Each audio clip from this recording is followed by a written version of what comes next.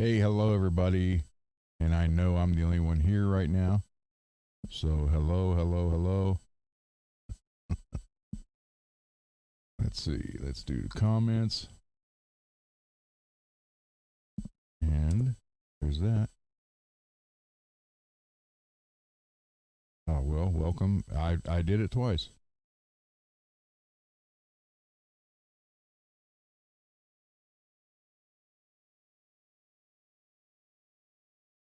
Two people here.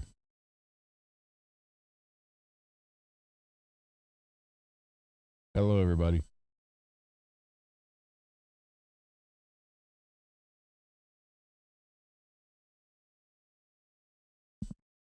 Three people here. Mr. Mick. Oh, you just saw the short. Cool. That's good. Nervous. The nervousness is once you start the router and go up to that template, the first cut of the wood, after that, the nervousness goes away. Can you hear me okay, everybody?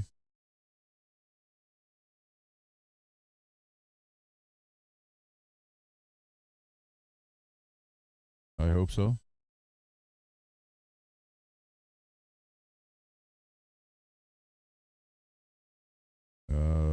Can you hear me, Mr. Mick?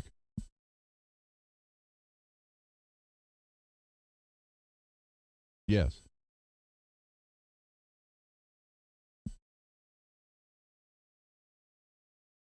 Yeah, okay. Good. Yeah, it went fine. Uh like I said, it's actually hey Billy Ray, it's actually good to be a little nervous when you do that.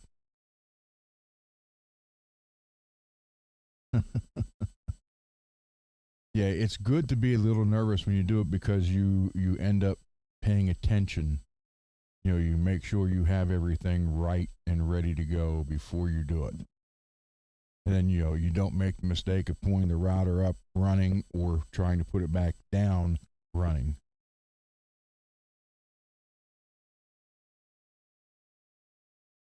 So yeah, it's fine.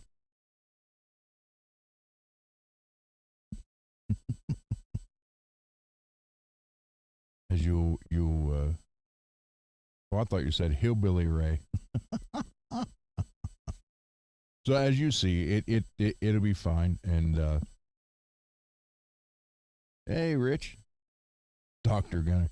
Yeah, I sent Rich the photos and everything, and he's like, "Oh, that's hands of a surgeon." I said, "Yeah, nervous surgeon." So, Great Scott Voice Media, welcome to the chat. So, wait till a few more people. Well, it's saying I got 8 people watching right now. I don't know if anybody's on Twitch yet, so we'll find out. But yeah, it a little nervousness is a good thing when you're doing something like that. Um, just to make just to keep you in check, because I don't ever want to just walk out as all another one, and, because that's when mistakes happen. So I wanted to make sure everything stayed uh, in check, and it did. So I am printing thinner shims right now. Well, at least I hope I am. Let me check. I got a camera on the printer. Oh wait, it may not let me do it from here. Uh,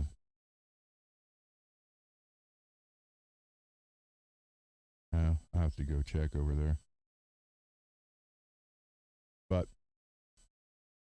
so if I think if I have the thinner shim with uh the adapter, it will adapt for the neck, the headstock angle, then we're good to go. Uh, Twitch is Gunner 045. Gunner 045, sorry. Not O, 0 number. It is. I was 45 years old when I created that. That's why. And the reason I did it is because something about it was one of the video games I was doing back then.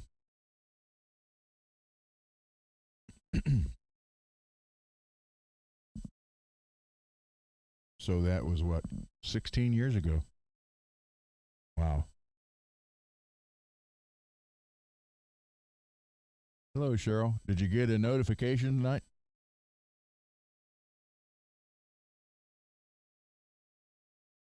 I'm hoping.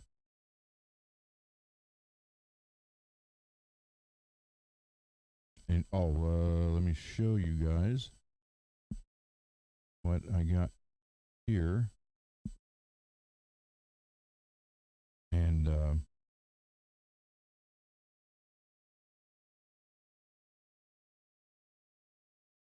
hold on here.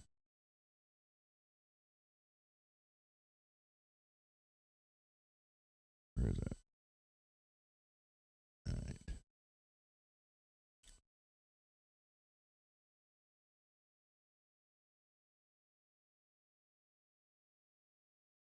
Oh, my musician friend. Okay, accept all cookies. Okay. Well, now I don't know what happened to it.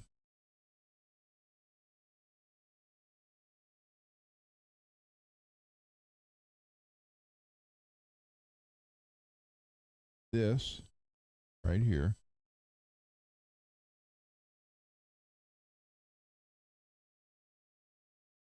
just show it. Of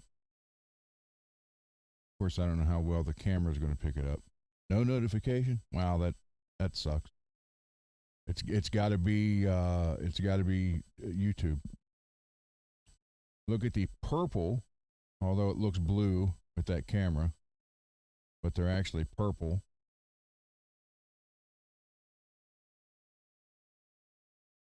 I have that kit coming to go on that Rainbow Crackle Jackson Pro. So we're because the purple, as you can see, towards the pickup and going down into the tremolo is the purple. So,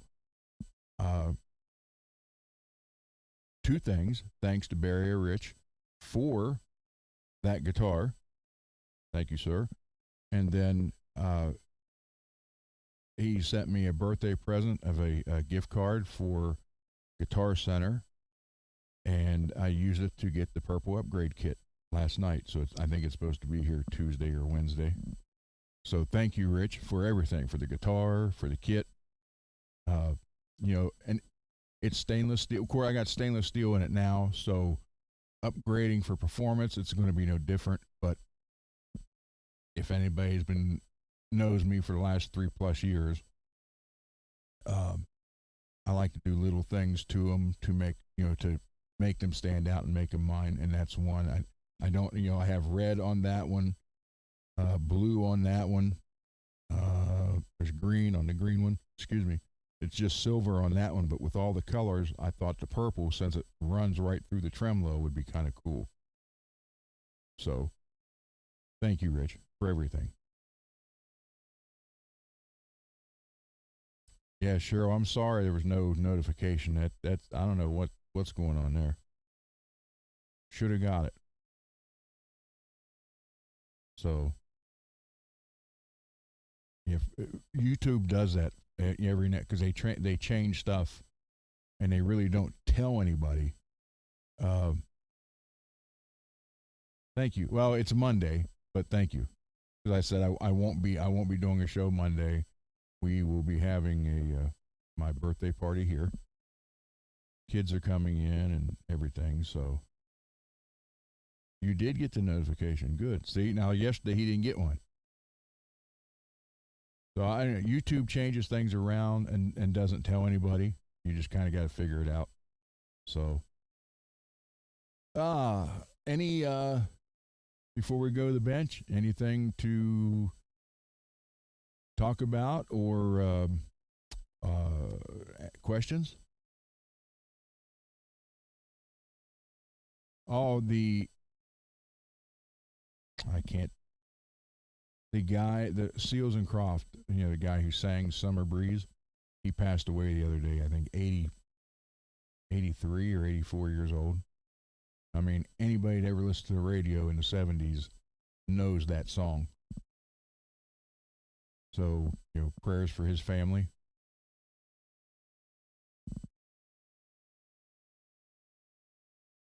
But Summer Breeze was probably their biggest hit.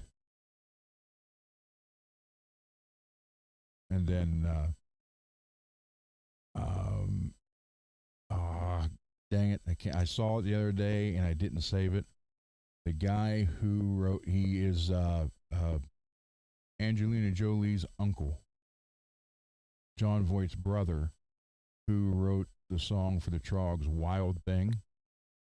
He passed away the other day in his 80s too. Diamond Girl, yeah, that's right, Rich. I forgot about that one.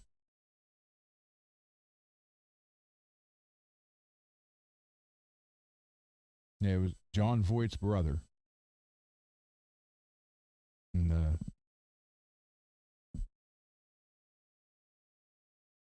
yeah, he wrote like "Wild Thing" and all that stuff.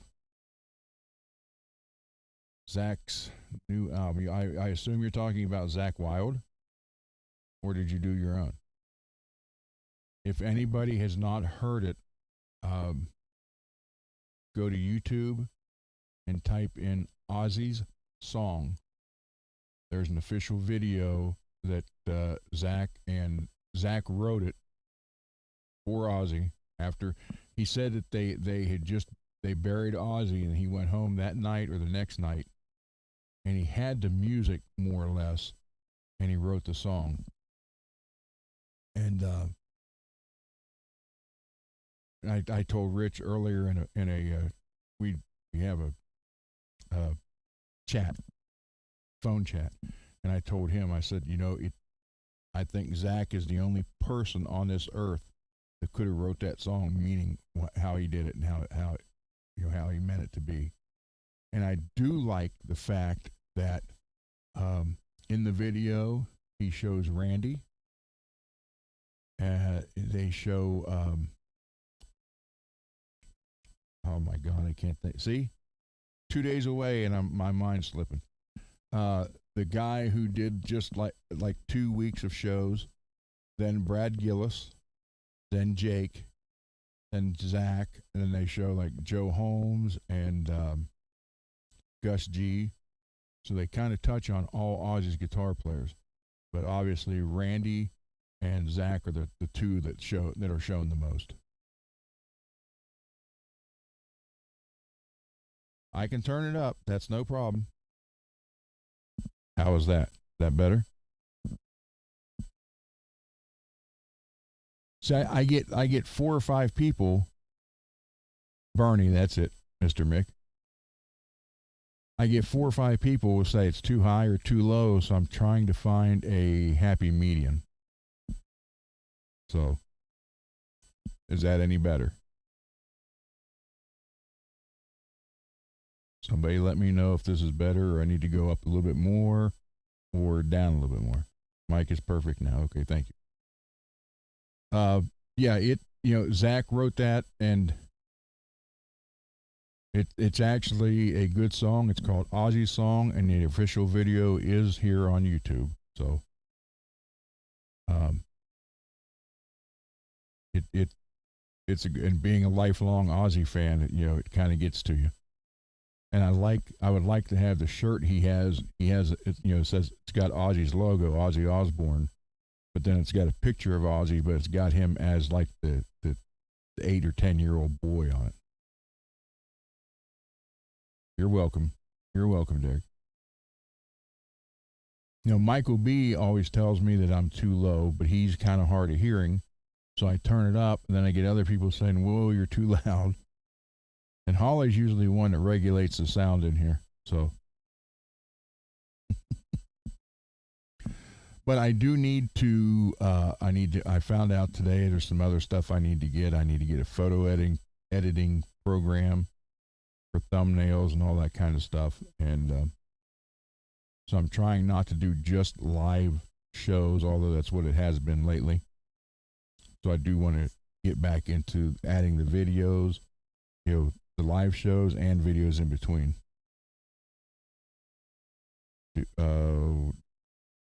What is awesome? Thank you, but what, I don't know what you're talking about.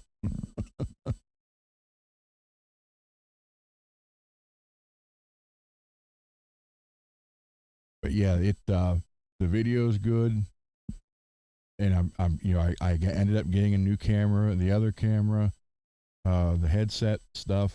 It's actually two of them. And I got the camera for the garage. So I'm working on it. Oh, thank you. So I'm working on it slowly, but trying to get everything done. Well, I didn't see that hat. I just saw, dude, that is awesome. Sorry. So with that, anything else before we go to the bench? And I have Mr.Micks Charvel routed, and I got everything ready to get the body. I'm going to put more shielding paint in the cavity and under the pickups and along the sides of where the pickups go, and then I'm going to do the ink, black ink, to dye everywhere that I routed today, and then put the padding on and install the pickup and the pure tone. And by the way, Mr. Mick, I did have one left, so you got my last one. So any questions or anything before we go to the bench? I keep forgetting I got two different computers. I grabbed the wrong mouse trying to move that one. This is confusing. So I'm going to assume since no one's saying anything.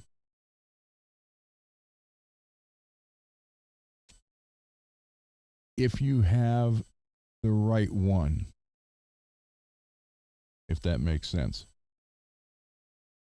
The real thin ones, it's just like the regular claw, not so much. MPN. But there is one that's really, but it's like $50 for this claw. And it's all brass, and it's really shaped kind of weird, but that one does make a difference. But again, it's around $50. If you just buy the regular one, it looks like the regular claw that's brass, not noticeable. I don't know if I could find. Hold on, let me look here. See if I can find that one I'm talking about.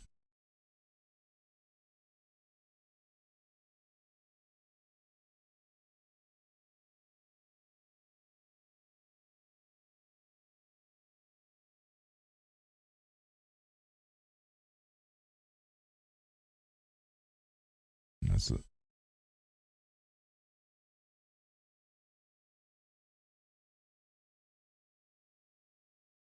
No, that's not exactly the one. Hold on. See if I can find it here.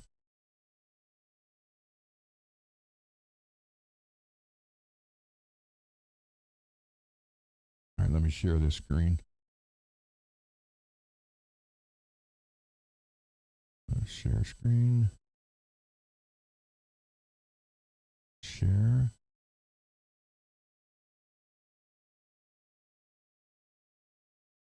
Okay. So I assume you can see, yeah. Not so much this one or even that one. I just can't think of the exact name of it, but it's like something like that. I know this one's like $70.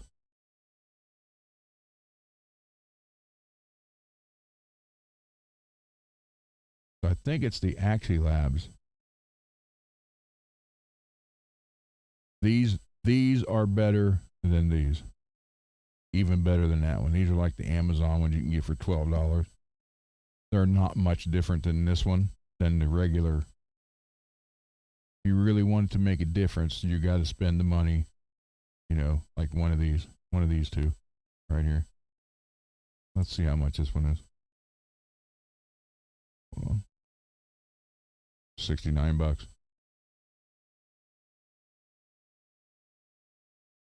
Now, why isn't it sharing that page now?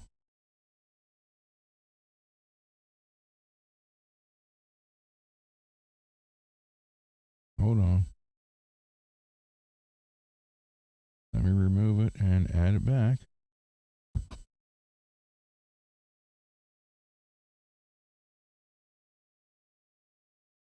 I actually clicked on the AxiLab one. I don't know why it won't show that page. Oh, there we go. So there it is. This one makes a big difference. It really does. But again, last time I looked at them, they were $49 or 50 something. So they've went up. Same thing, so you're going to have $70 plus tax. But these do make a difference. Anything else, it's not worth the money. You want to get one, you got to get something like this.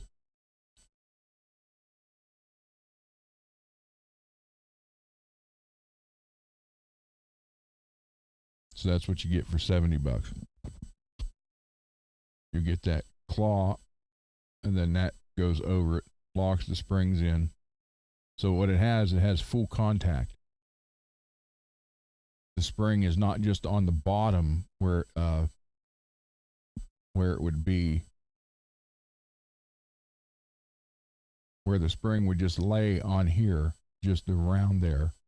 With this one, you got that clamps it down on, so you got tension, or it's touching top and bottom. So you got more contact. More contact means more sustain. So, did that answer your question?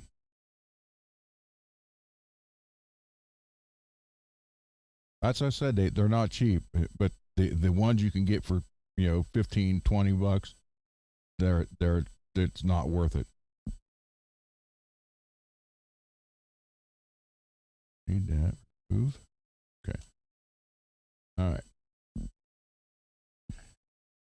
So, anything else? So, well, do you think, to answer your question, yes, if you get the right one. There you go. All right, let me switch to the bench, and we'll go to the bench, and I know this is what Mr.Micks waiting on. So there you go. All right, let me take the headphones off. Then I also have to put this on the phone right now so I can see it.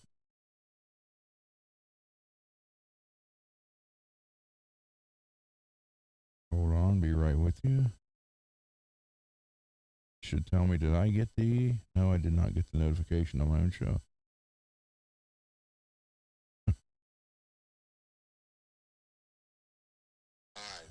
Right. So here we are. Okay, you guys can hear me. Nope. Why is it not doing that?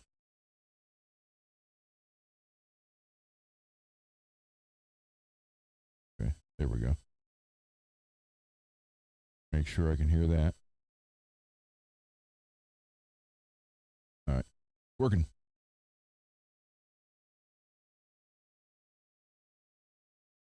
Billy Ray, yes, the routing is done.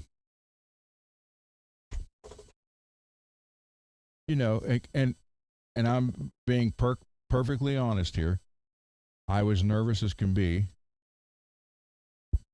because, I don't want to mess this up because we're looking at, anywhere from $1,100 to $1,400 to replace this guitar. So I obviously did not want to mess it up. Actually, I don't want to mess any of them up, regardless what they cost. Oh, speaking of that, Rich, if you're still in here, I was doing my normal daily routine through Reverb, and I saw the newer BC Rich Gunslinger in a real pretty burnt orange. It was like $5.89 or $5.99, which is actually a pretty good price. I looked at it, and it's in your Star Musician store. I was like, man. So, all right, here we go. So I didn't color it in yet. I'm going to do that with the Higgins ink, the brush for that, and then I'm going to put the shielding paint more on it in here, down in there, and in the cavity, and then we'll put the other stuff in it. So here you go. There you go. It is routed. Yeah, I saw that on there today, and I was like, wow, that is sweet.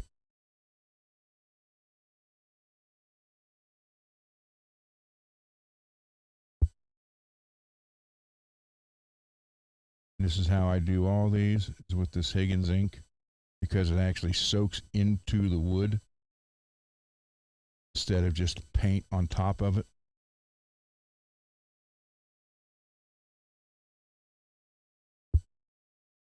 And you can wipe it right off, get it on there.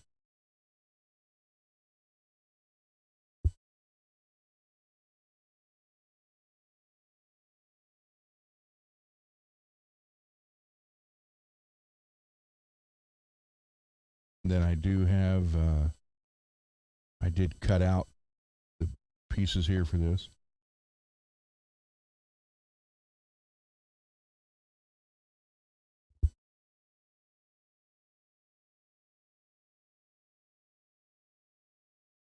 Yeah, you always, anytime, well, I mean, I don't care what guitar it is. When I got to route it out, it only takes just a little, even though you got a template, it's just a little slip or a little kick, and you can ruin. Well, I mean, it's not ruined as far as playability, but like if you come down here and slipped and took a big chunk out of this out, would the guitar still play? Yes, but is it looks wise? Is it ruined? Yes, and that's what I don't want to happen to anybody's guitar. So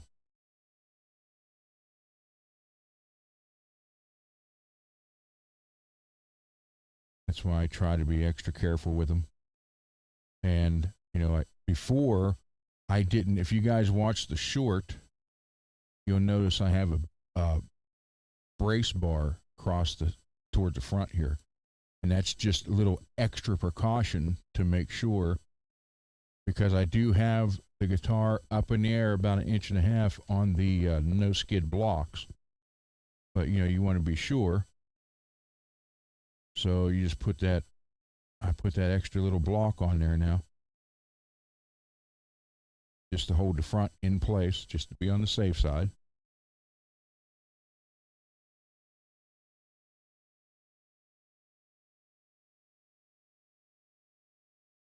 So you put a little brace on it just to make sure. And you got to do it up here because it's out of the way.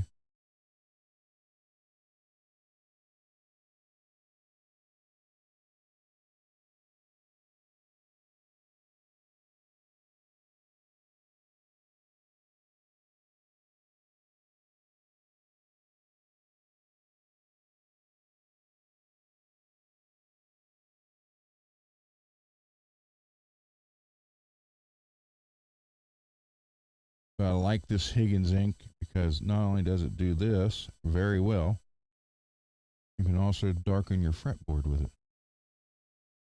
So that works out pretty good.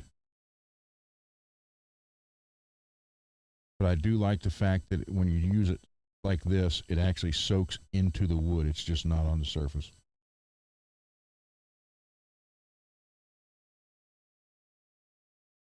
Which makes things a little bit nicer.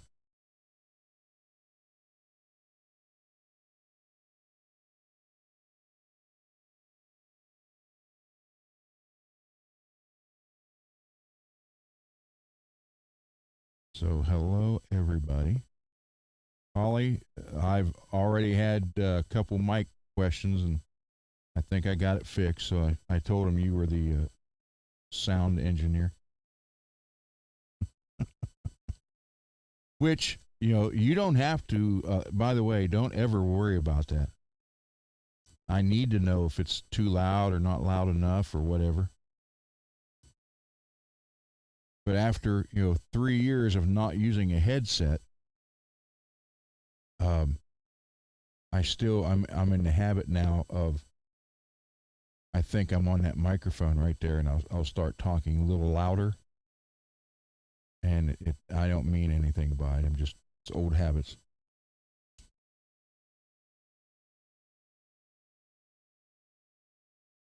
And then I did put a quick coat of wax on this before I did this.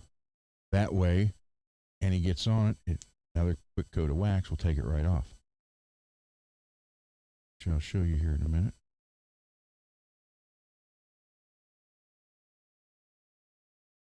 Just want to get all this.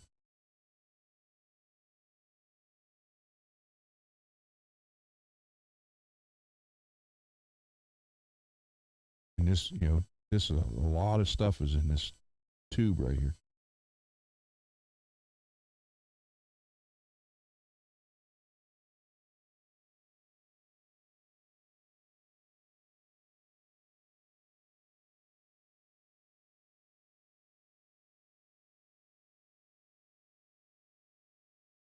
This Higgins ink is really nice. It comes this stuff.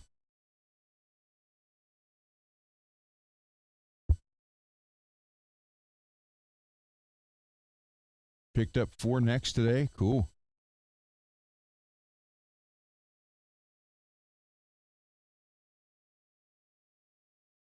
That's always a good day.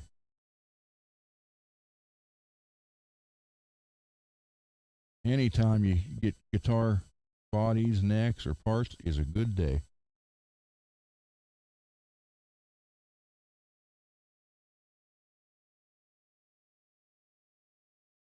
Sure, I get all that.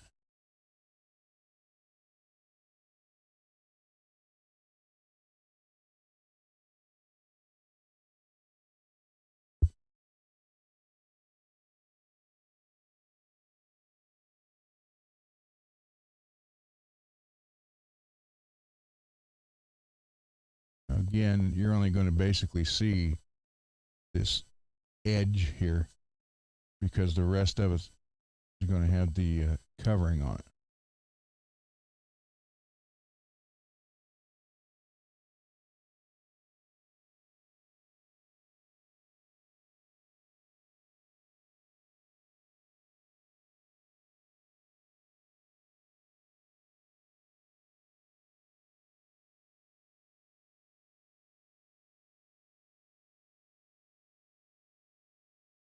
I just put ink, a line of black ink across my purple D'Addario logo.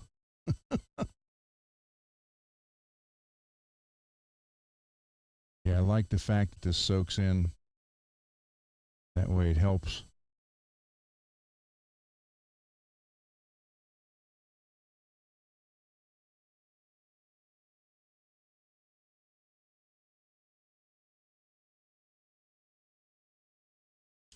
See, I don't know why when they even route out for the little stuff, the little bridges they put on here, I don't know why they don't blacken this out with that. Then, it only makes it look better for one.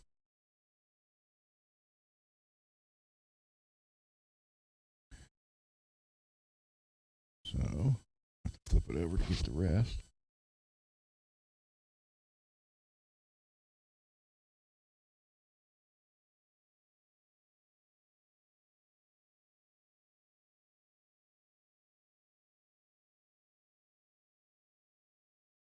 Hold on.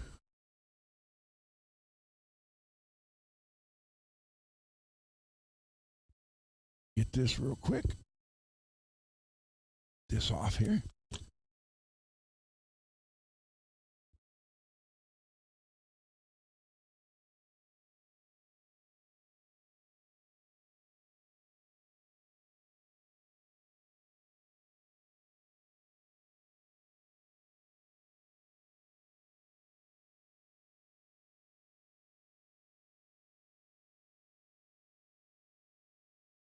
waxing it prior to this, and then when it gets on there, it's not going to stick.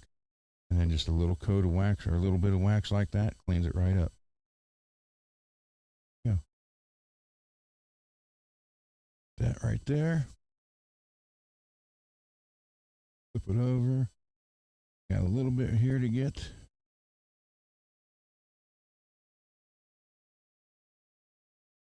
And Mr. Micks, since you're here, I need to ask you, do you want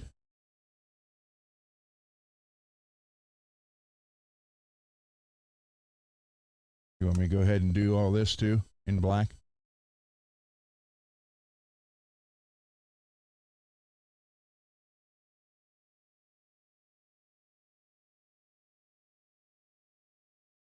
Underneath the springs?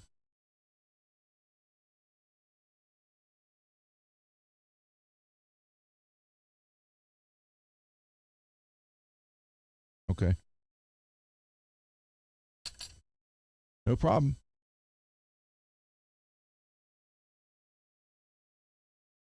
Because usually I also do down here, I'll put part of the pad in here too for noiseless to help on the noise. And when they drilled this hole right there, hold on, let me get this. Hold on, I'll show you. I don't know who drilled this, but they need to like slow down when they're drilling, because they didn't wait for the bit to actually cut through. They more or less forced it, and they came this way out. But look, you see that?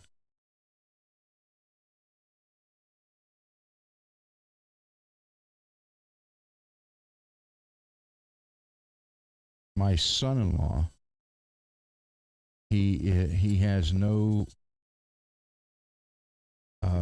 when it comes to like doing stuff, because they're remodeling their house, my daughter and him, and he didn't have, he didn't know a lot about the household tools and stuff like that. So I started, helping him, and I'm showing him. I'm like, hey, when you I bought him some DeWalt saws and stuff, but his problem is he doesn't let the saw do the cutting. He doesn't wait for it to cut. He just starts pushing through it. I keep telling him, slow down.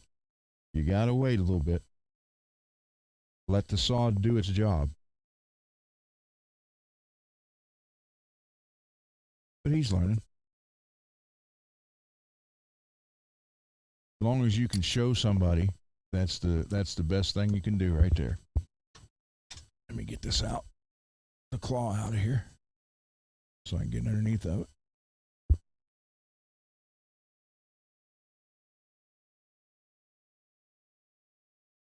I was showing the other day, I was explaining to Laz when I had to drill through here on his his Kramer for the 1,000 guitar giveaway, or 1,000 subscriber guitar giveaway. I said, you got to use the long bit. And he's like, yeah, I got those. I said, well, you got to have the right one. He's like, what do you mean? And I showed him. Because here's the issue. This is the perfect time to show. So if you have a bit like this, when you hit here, if you don't have it guarded right here, this is going to chew up the body wherever it's hitting. So you have to have one that's like this. The bit's just at the end, and this is just the regular plain. I still put protection there anyhow, but even if it did hit it, it wouldn't hurt anything because there's nothing to dig into it.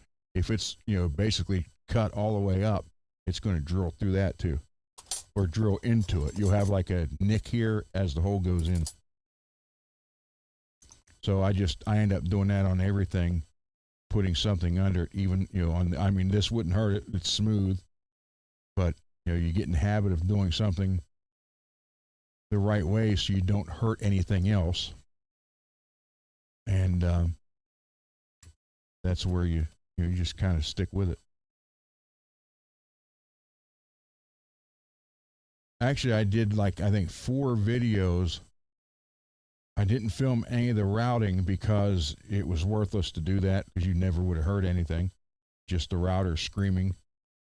But I did film, uh, I think 4 total for that, and they'll all end up being shorts.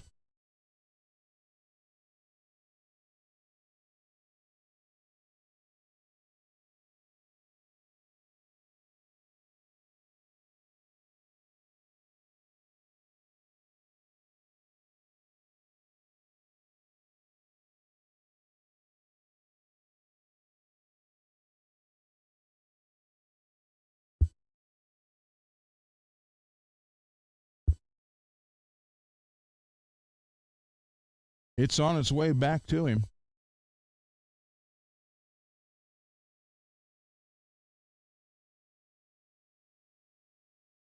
I don't know exactly what day um, it's going to end up there. I think it's Monday, but it might end up being Tuesday. Who knows? You can't tell. That's like I've sent stuff before, and it's like, oh, it should be there, in X amount of days, and then it ends up not being there on that day and being late, or it gets there a day or two early. Must be glue right there from something. But that's under the cloth, so.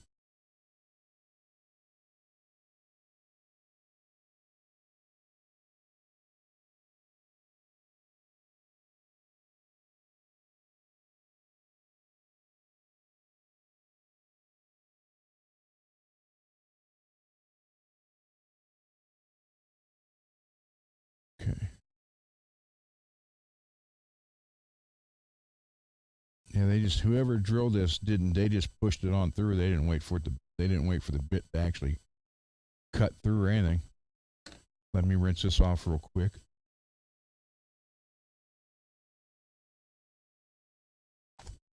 Then I'll run some wax on the back of that.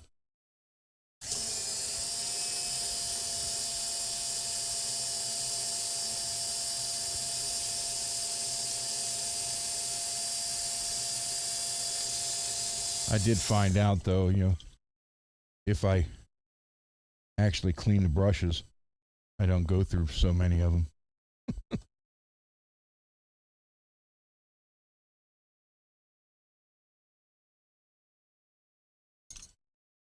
So let me get a little bit of wax on here. What did Mr. Miyagi say? Wax on, wax off.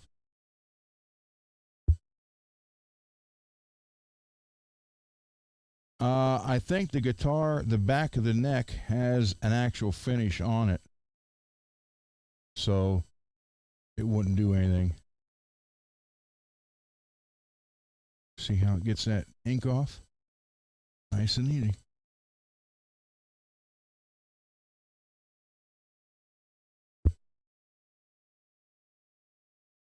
Telling you, everybody, this McGuire's cleaning wax right here. This is the stuff. My dad used it on all his show cars. Now the IROC's here, so I'll be using this on the IROC. I use that on my Hummer.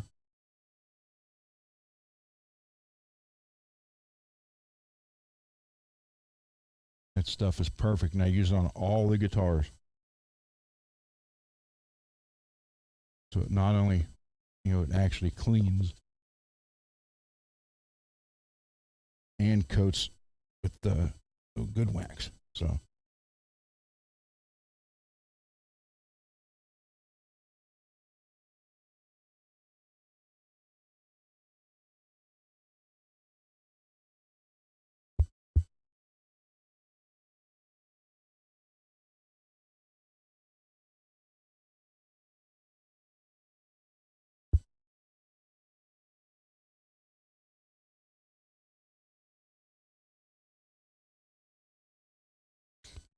Put this claw back in.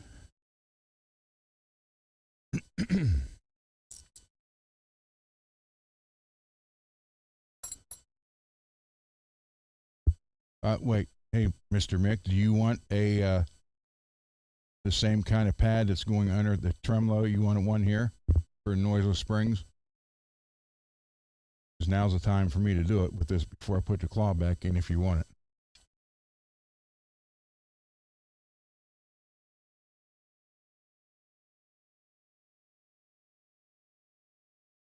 Yeah, well, I had two of them. I got the yellow one now, and I also had a white one. But I sold the white one to a friend of mine. He wanted it.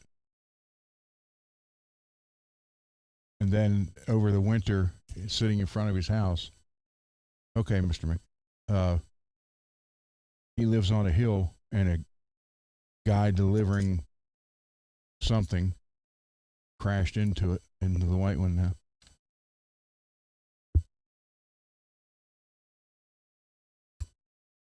Did more damage to the car it hit it than it did the Hummer, but it still messed up a few things on it. So he was a little upset.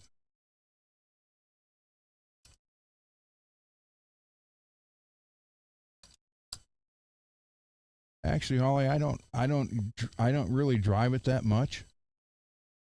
Not because of that. It's just I've had it now for 9 years, and I think I've only put in 9 years' time.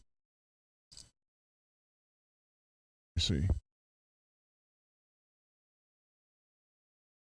About 20,000 miles on it in 9 years. 25,000, that's all.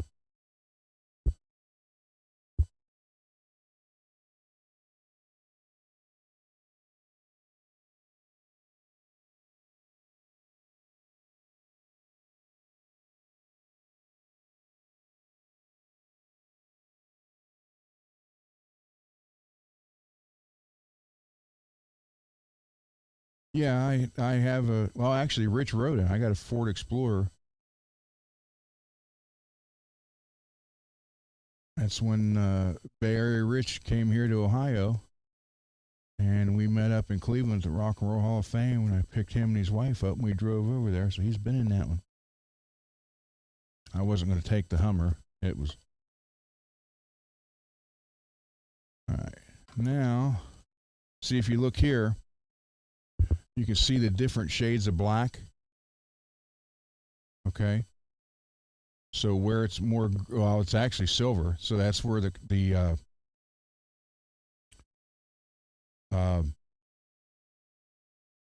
shielding paint, they didn't even, wow, that's sharp right there.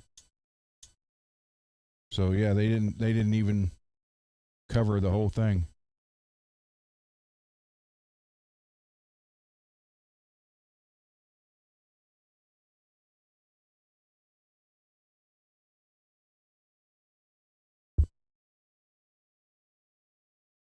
I like the Explorer.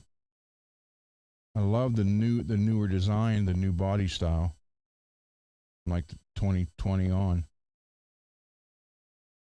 So eventually we'll end up with a, I don't buy brand new anymore because, you know, the minute you drive off the lot, you lost money. So I always get them when they're a year or two old, let someone else take the hit.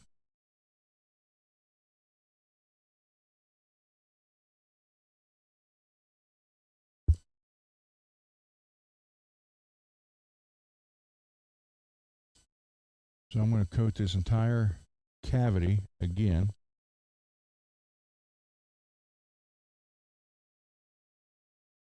Just so it helps.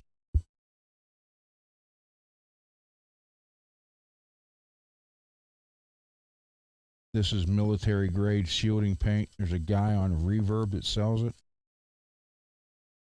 I think it's $12 for a bottle this size.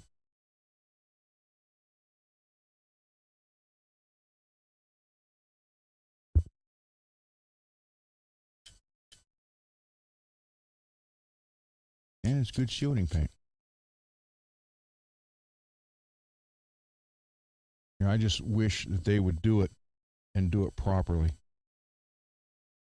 Because I know why they do it, because it's not, shielding paint's not cheap if you get the big quart of it, or even gallon, half gallon. There's one I want to get that's over, and it's only over in Japan, and it's called Noise Hell. I think it only comes in a quart size, but it's supposed to be the best.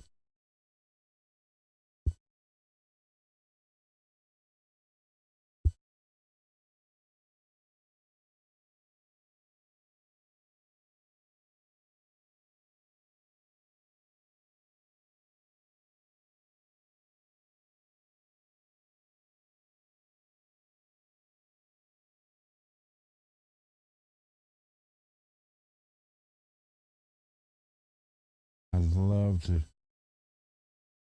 get some of that.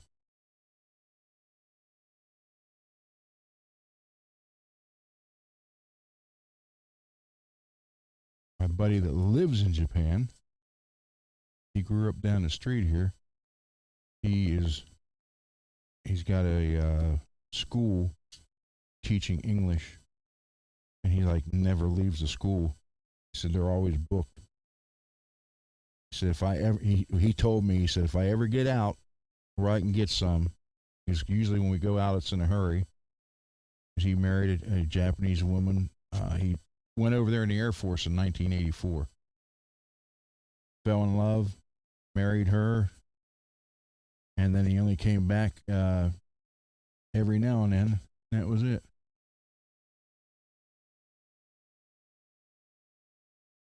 Been there ever since.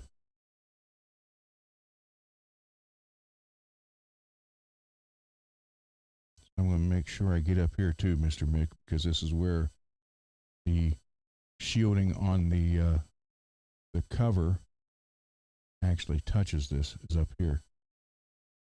Most people, that's just, there's no shielding paint up here. It's just the regular black paint. I'm going to do the whole thing.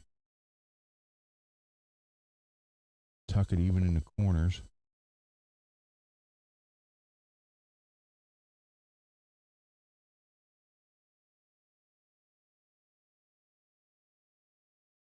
Make sure you got good shielding.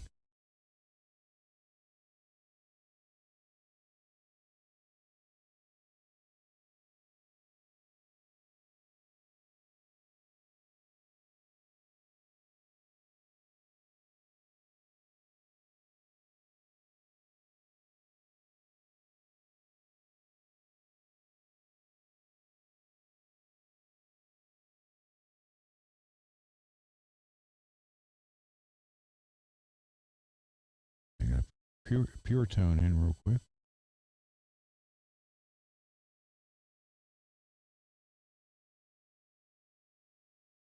Okay, that's coated. You're good to go there.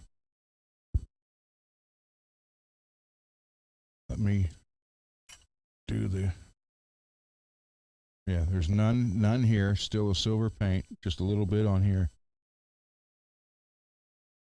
Another terrible drill hole. So if they're doing it by CNC, they got the speed going way too fast. They're not letting the tools do the work.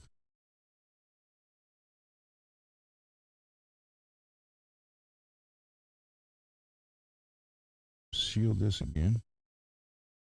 Oh, not again. We're going to shield it completely.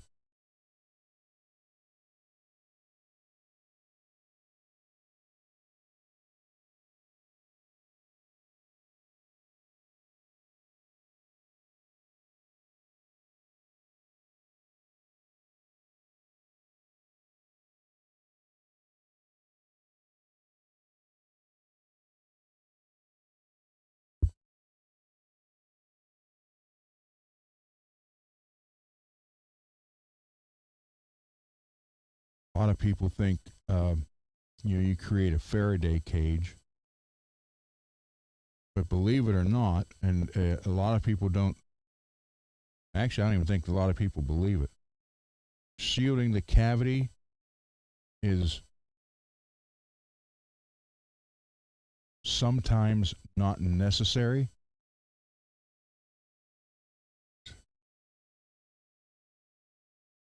Where they routed that out. Wait a minute.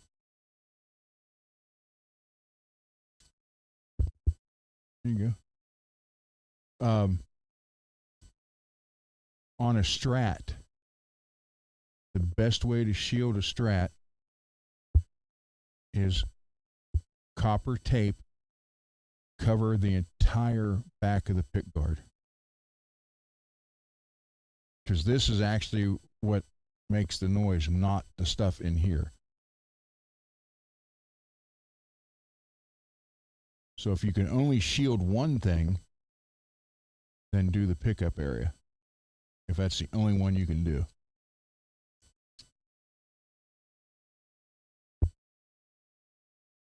But to do them both is just, it's extra. Little like pressing the seal down on the container and making sure it's sealed. But people, they'll do, they have this thing. They think we just do the cavity and that's it. And that's really not the issue. The issue is the pickup is where all the noise is coming from. So the two best things to do is wax. Wow, that like fur.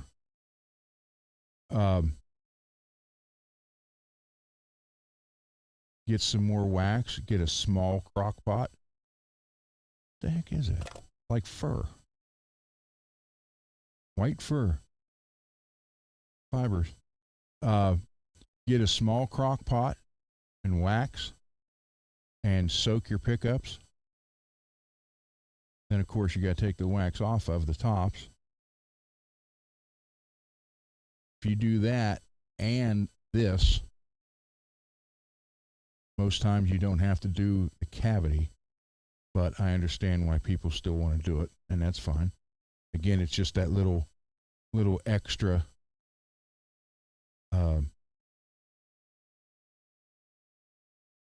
assurance. I'm going to do that on one show. I'm going to do a couple pickups. I'll wax them.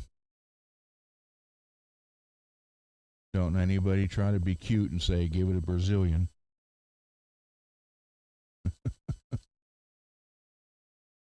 Basically, got the wax into a liquid form and dip the pickup in it and just let it stay in there until the bubbles stop.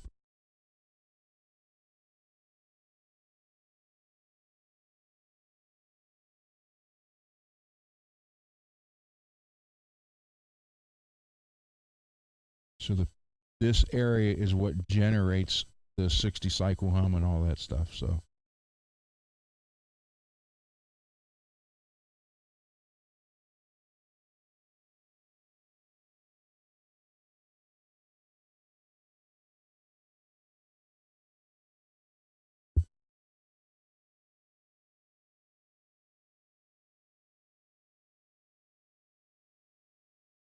okay, Mr. Mick.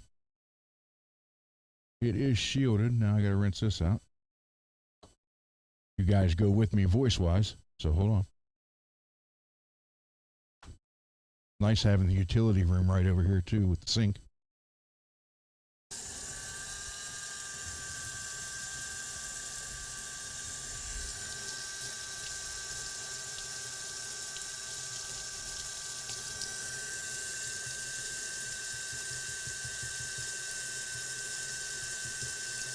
So I was going through brushes like crazy because I would use them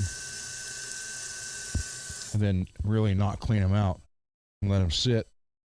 Then I go to get them again. They were, obviously no good. I kept telling my wife every time she go to the hobby store, I said, grab me another pack of brushes. She's like, what are you doing? Are you not wiping them or cleaning them off? I'm like, well, no. So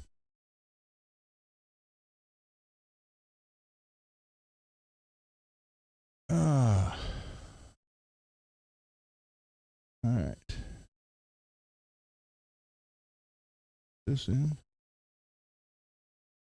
You wanted the black, right? You don't want silver?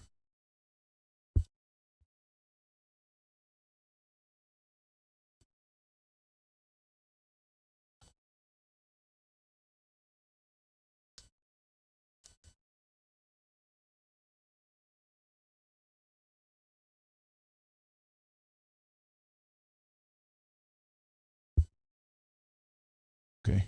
Go with the black. The bent part of the spring comes in great for this.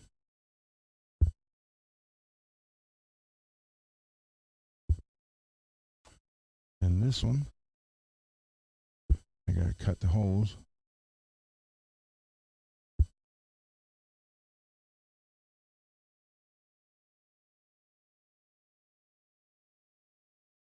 Yeah, I mean, I love doing this. Hard to do with gloves on. I just love working on guitars, period. Always have.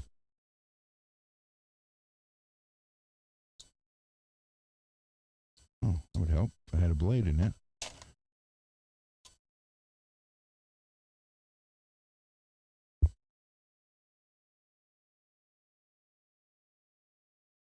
So if you guys saw the under 2 minute short that went on there about getting ready to route this down, or route this out.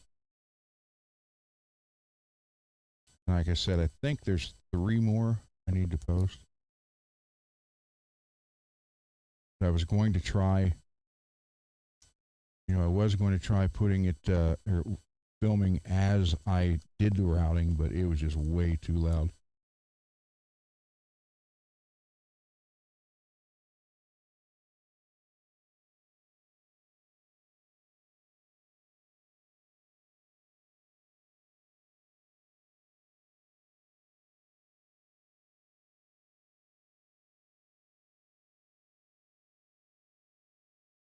Forward.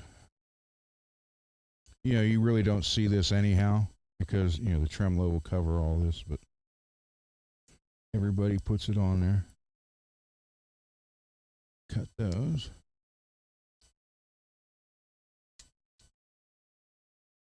Use this.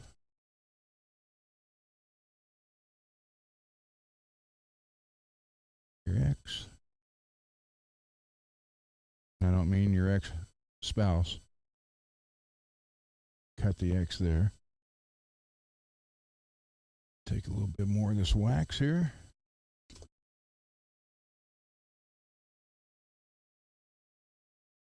E standard tuning, is that what you want? Okay. No, you didn't tell me, but that's fine. That's all good, man. Well,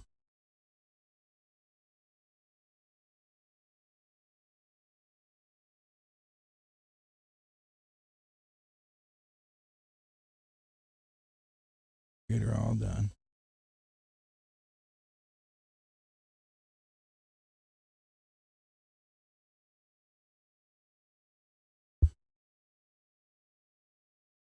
Cut.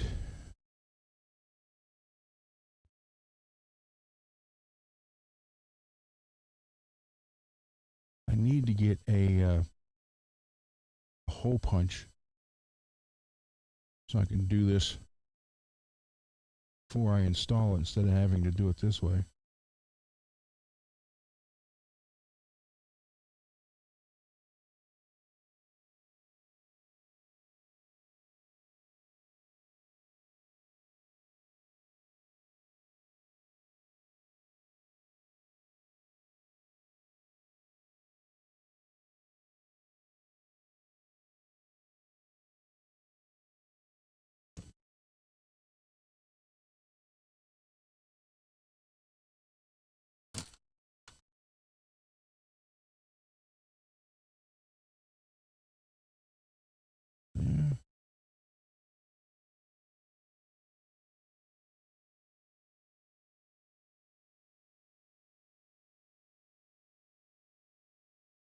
So you kind of leave a little bit there so it goes down with the threads. Kind of hides the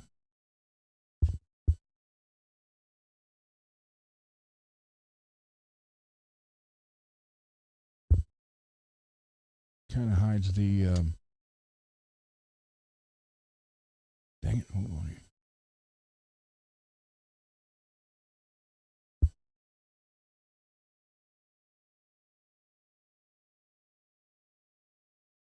Sleeve that's down in the wood.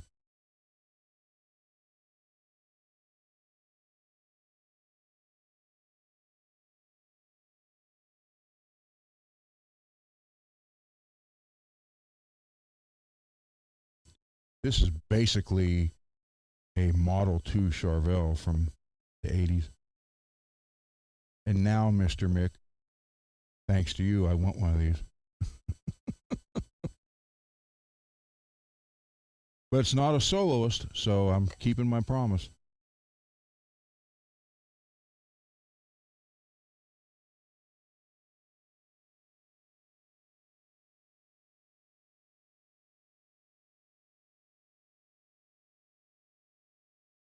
But this was the kind of guitars I did in the 80s. Single pickup, single knob, and a Floyd Rose.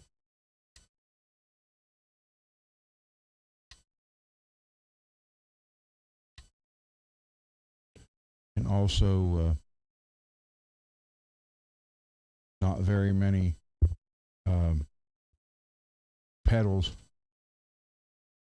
I mean, I did have a noise suppressor, and I had a couple pedals at one time, and it just the more it went on, the less I used them. It was just basically straight amps. One pickup, one knob, sometimes a dB boost, a little switch somewhere here or here. If I was going to do a solo or had to do some kind of heavy breakdown just to boost it up a little bit. Just that one pickup, and you get the one you want. Get the one that sounds right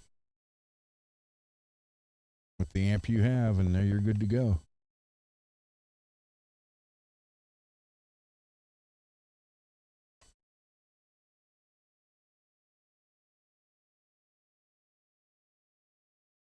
All right, let's see what we got here.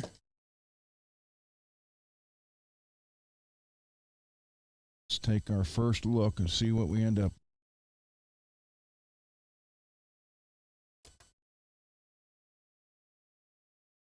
There you go. And you'll be able to pull back.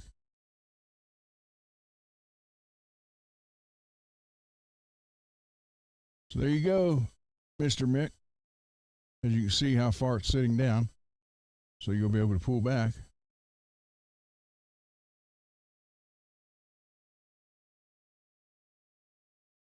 Wait a minute. I didn't have that in the camera right. There you go.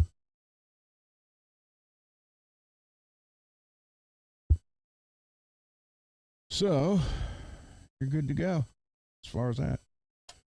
I'll box it up, ship it to you now.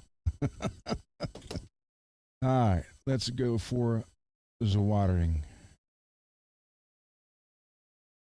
We're putting a pure tone in here.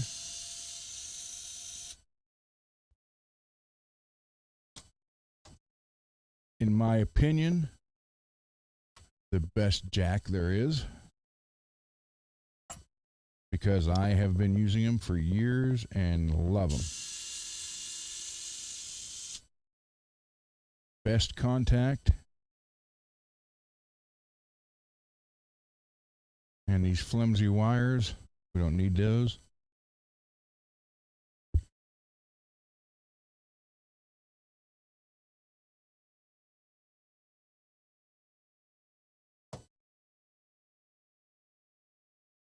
Other stuff, I'll put it over here out of the way.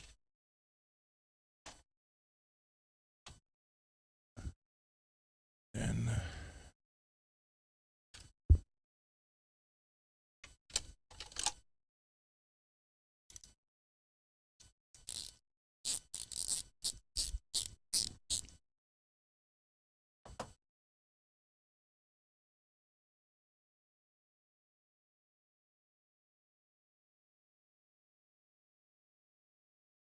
So again, that's single point connection. It's terrible. Although this is a better jack, that is a better style jack. It's just still single point. So we're going with a pure tone, 4 points of connection, the old Gibson style harder wiring, and a twist it to make it look a little neater inside the cavity.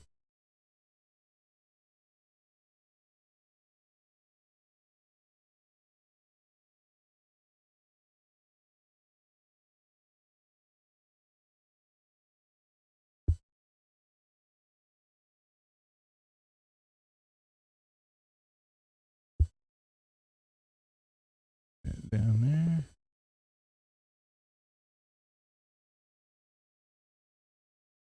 Let's see.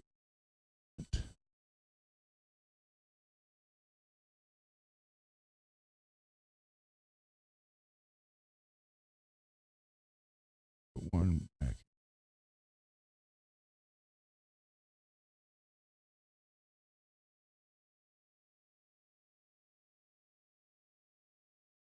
Here.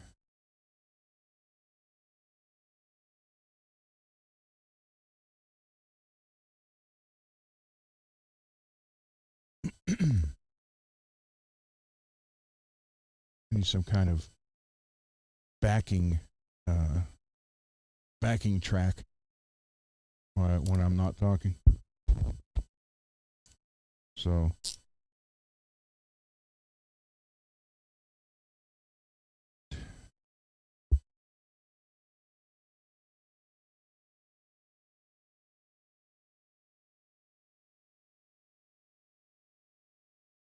and not the cleanest drilling through here. That's sad actually.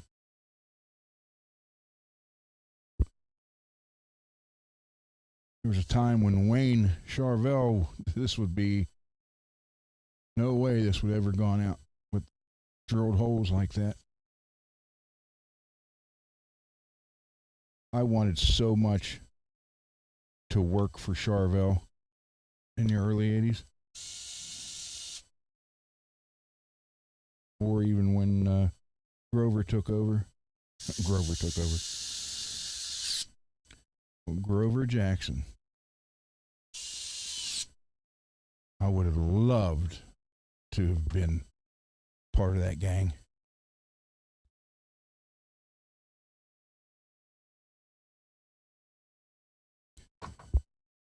All right, Mr. Mick,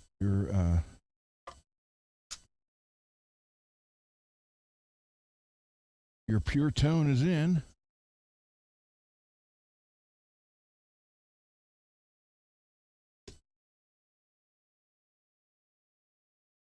I mean, how cool would that have been to work for those guys and you have people like Randy Rhoads and Chris Holmes and Eddie Van Halen stop in to get guitars? I mean, come on, that would have been the greatest thing right there ever.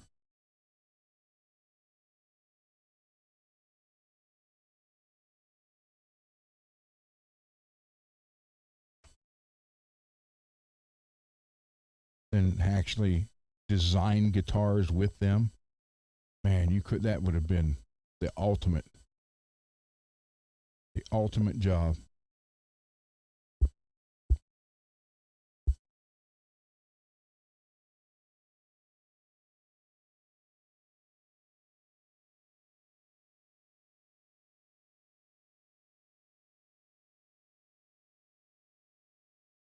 Some tape here.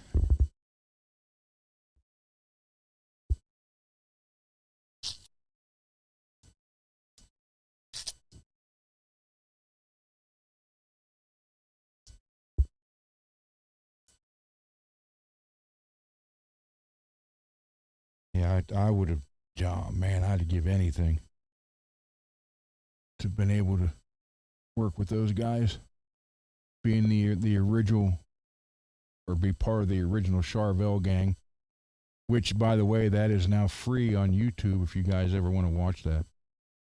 It's quite interesting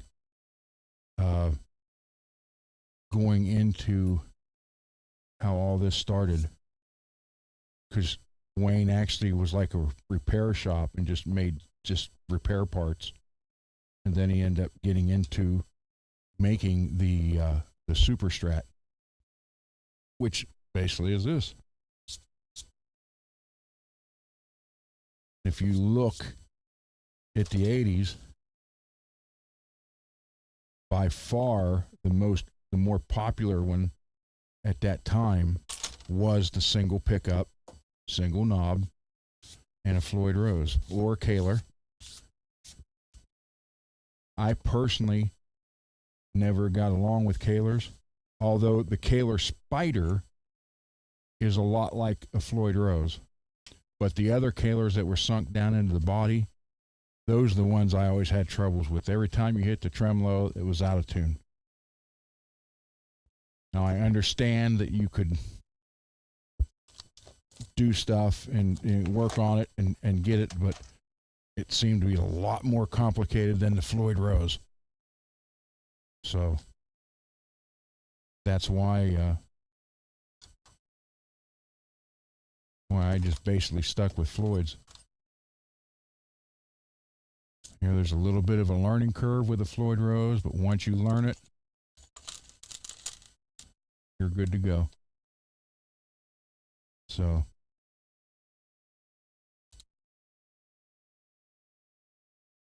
you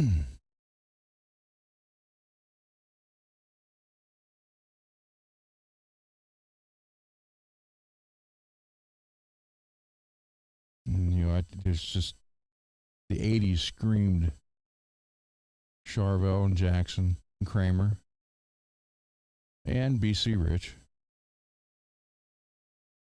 Ibanez. There was a bunch of good guitars back then. It really was. And, you know, it's a good thing still to this day.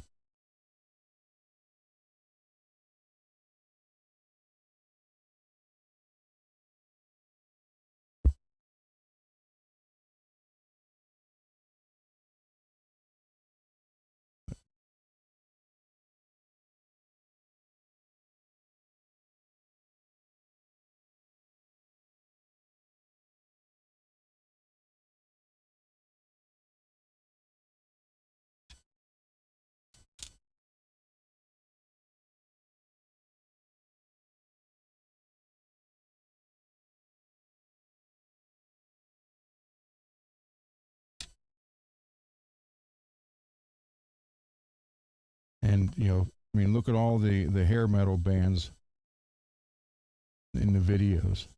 You saw a lot of Jacksons. What's his name? Bruce Kulick from Kiss had a purple Charvel Model 2. It was basically this guitar, and it had like some kind of like a purple metallic and had like some kind of V design on it. It's in the, I think, the Tears Are Falling video from Kiss from the 80s.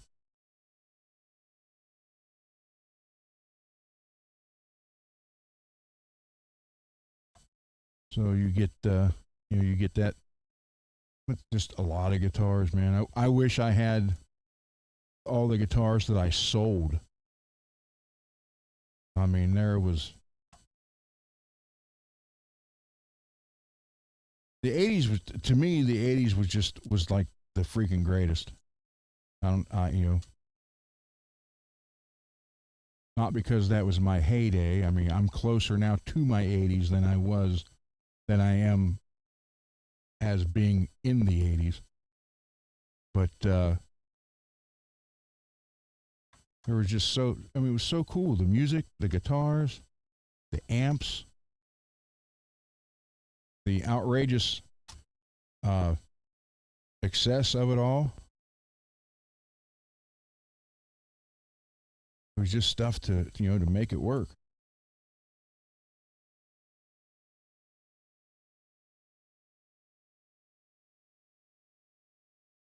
And it was fun.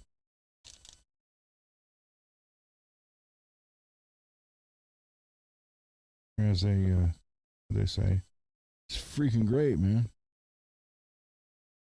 Again, not just, I still say the 80s had the best music, and I'm not just talking about metal music. I mean, look at, like, like I said the other day, the Tubes, the Cars, um, Boingo Boingo. I mean, it was just, it was just so much. It was just crazy how good everything was then. And there's a line in that Ozzy song that Zach did that sums it up. It says, "Enjoy the ride before it ends," or something like that. Before it doesn't last long. And that's true. So it's something to think about, if you want to look at that kind of stuff. So, all right, let me turn the soldering machine on. That up. So yeah, I mean, it's just, oh, and Mr. Mick, I'm giving you another, also this kind of Jackson, or not Jackson, the Gibson style wire. Because it's going to stay out of the way, not tangle in your springs. So, and that's what these are too. You notice they're kind of hardwired or hardwire. So,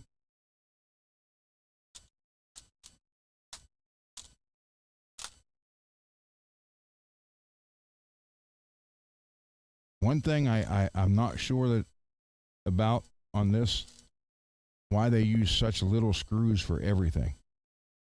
I mean, these are like truss rod cover screws, and they got it holding everything in, the pickup and the covers. So that's kind of different. But yeah, it's interesting. Are we there yet? Yes, we are.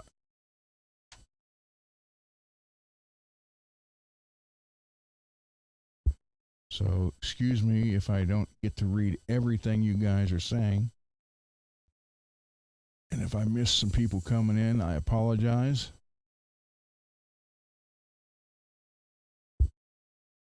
But I think there might be a phone there for that. There might be. I cut the wires off before. Let me get the old wire off the other piece.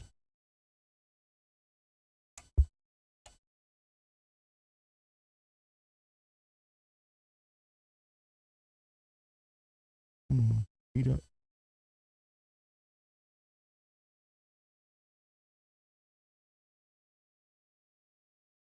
I kind of like the, although I haven't really, I mean, I've tried one, it wasn't mine, it was a guitar someone brought in here. You didn't solder the ground wire here. Okay, come on. Wrong way. You didn't solder it was a screw. You just made it like a J, put the wire on there, then screwed it back down. Then you had the option, if you wanted to solder over the screw. And I thought, well, if you're going to solder over the screw, then why even put the screw there?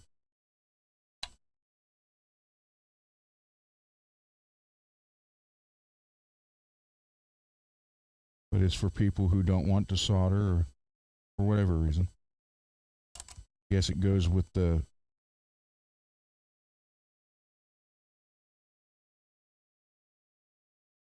on. Let's cut that.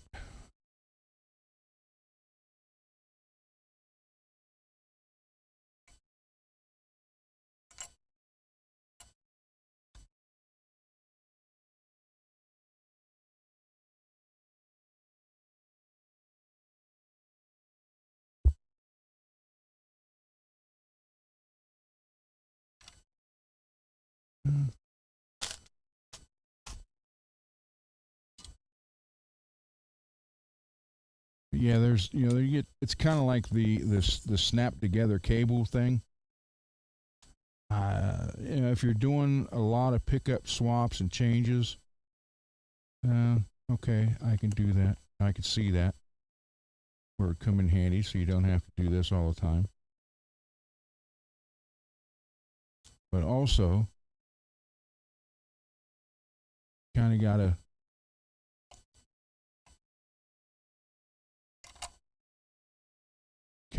to pick your battles on what you're going to use for where.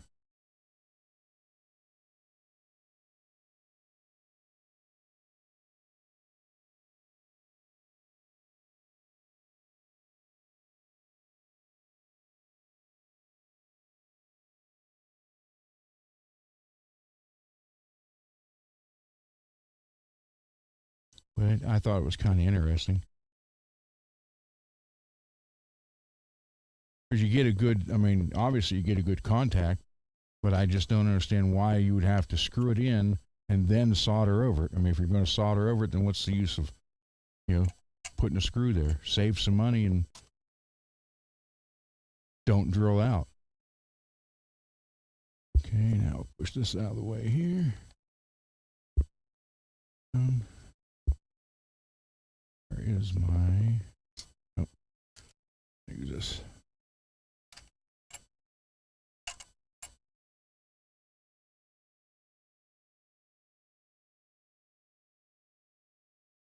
Little twist, square it up.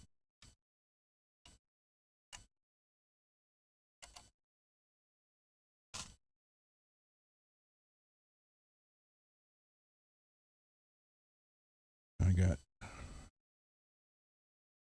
See, so we got we need ground, which on a Seymour Duncan is the green and the bear. Red and white go together, so we're not doing anything fancy. And the black goes right there. It's the hot.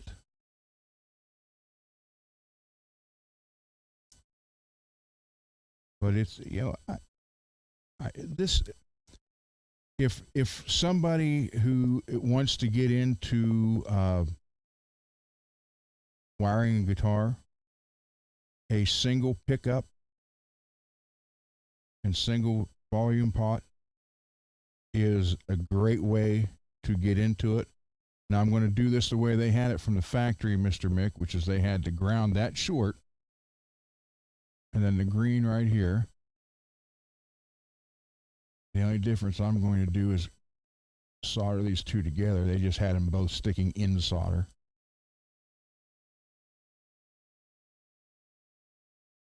So I want to make sure we got good everything. That's how it was. That's how it was when I took it apart.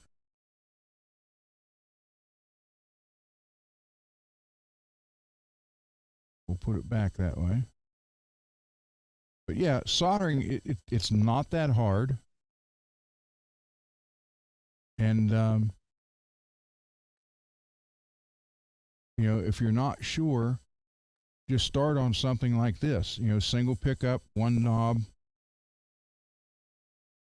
one volume, and, that's it. You're good to go. There you go. And just practice it a little bit.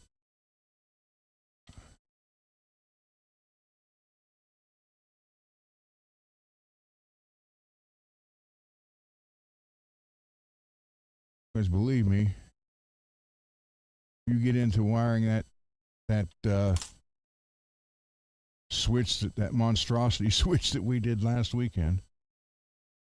That was a week ago yesterday. Wow, that thing.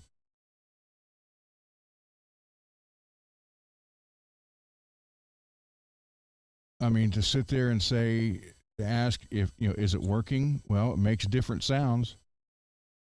You flip the switches and it makes different sounds, which kind of what you wanted, but we had to create the wiring for it. So, how do we know if that was actually the proper way? because according to even the switch manufacturer, it shouldn't work with with two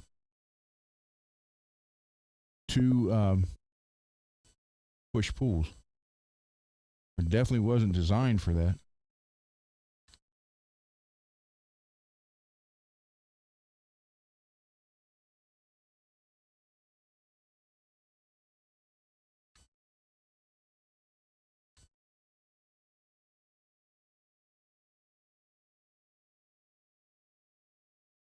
So it's going to be interesting.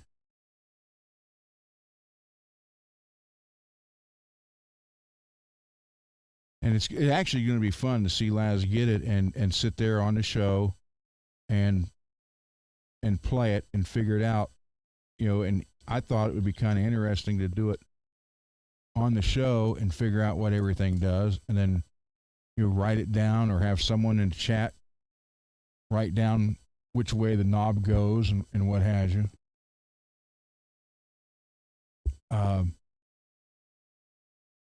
And what it does when it's that particular way. Because now you think you got 6 ways to put the switch, and then both pots can either be up and down or up, down, or down and up.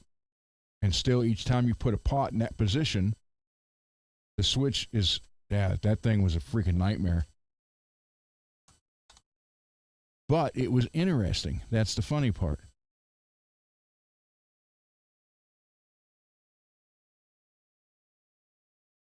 That's the wrong one. It's the ground. I thought that's kind of big.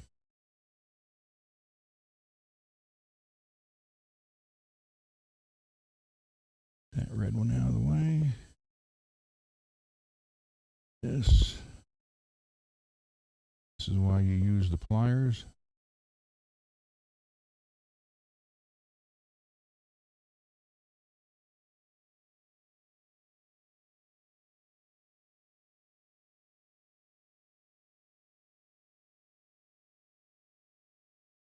That.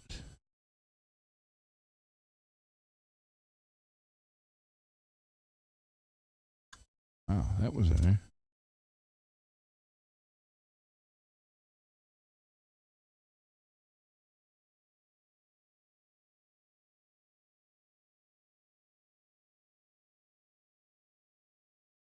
Come in here with the pure tone.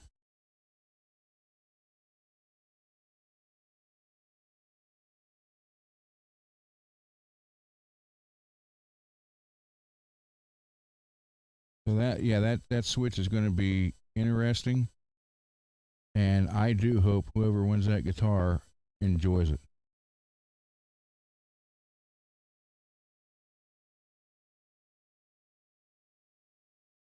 Because I got all kind of hours in that thing. I got like 4.5 hours just on the neck of that, because the frets and fret sprout on that thing were terrible for a brand new guitar.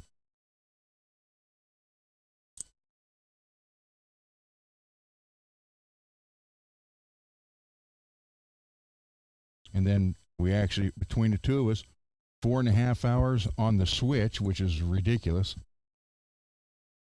But it did make us understand that neither one of us is ever going to do that switch ever again.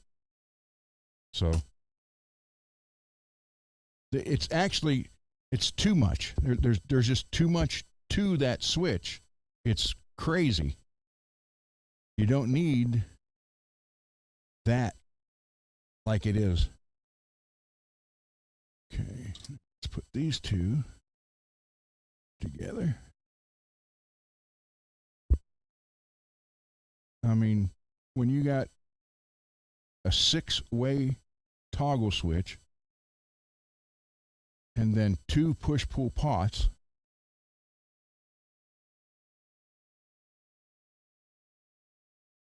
I mean, we basically wrote a schematic for that thing. So it's interesting. I mean, yeah, it took a long time, but one thing that it made us do that what I really appreciate about it is it made us think outside the box.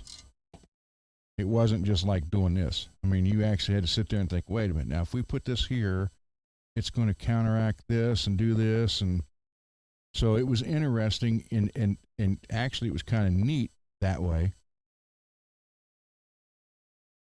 because we had to, basically create our new schematic for that. So you had to really think outside the box with it, which anytime you got to do that, that's a good thing. So I can't complain there. But that's the kind of switch that,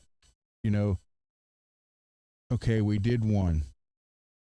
Now, a month from now, if we did another one, you'd still be lost again. That's the kind of switch you'd have to do every day to stay on top with it.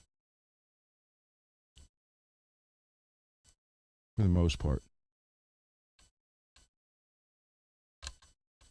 That's not I mean, for us, it was a one and done thing, but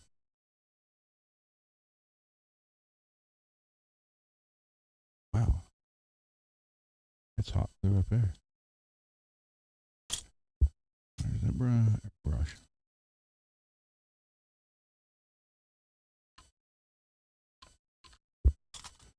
Okay, all grounded, wired in.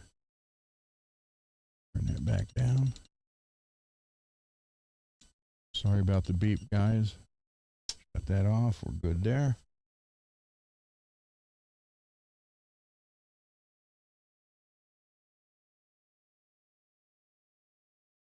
So we'll use white since I don't have silver.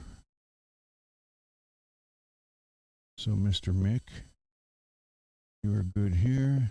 Do a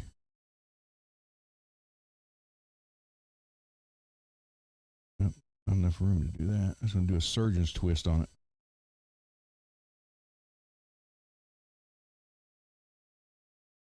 Just look a little bit neater. That.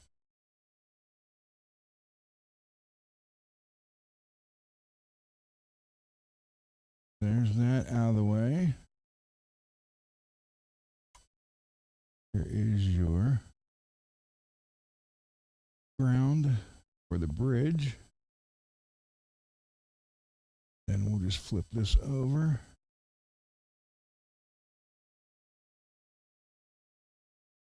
Put one underneath all that. Why does this keep coming up like that? There we go.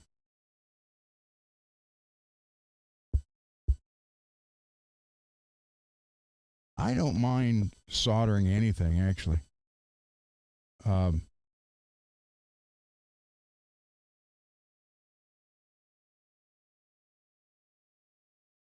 Obviously, my hands are big, so it's like sometimes I'm out of the way or in the way more than I'm helping, but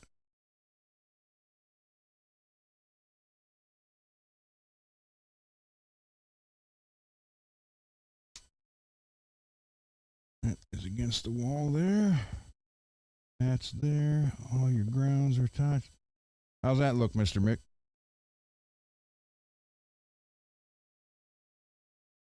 Good to go?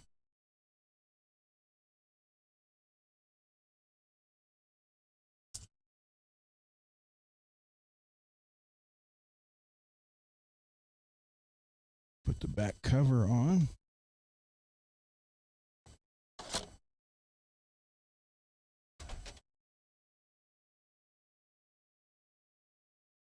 Huh.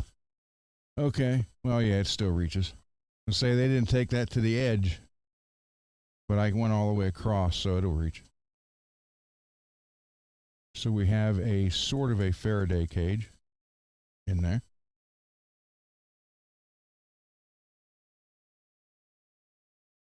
I just can't believe they use these little screws.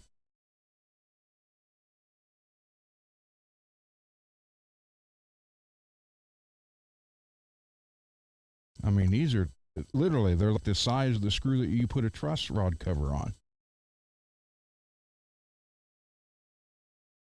I mean, it's neat.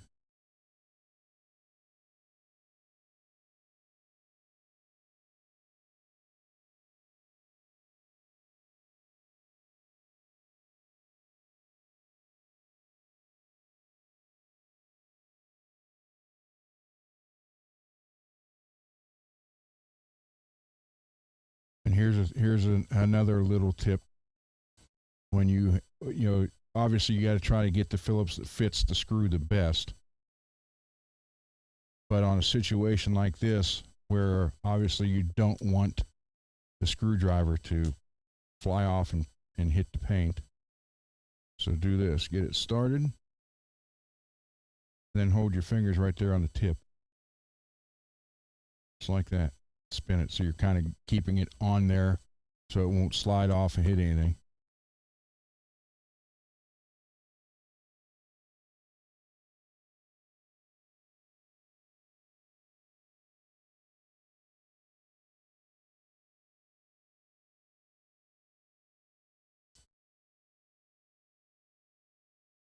We're good in there. Put the knob back on. That should be a 2mm. And it is. All right.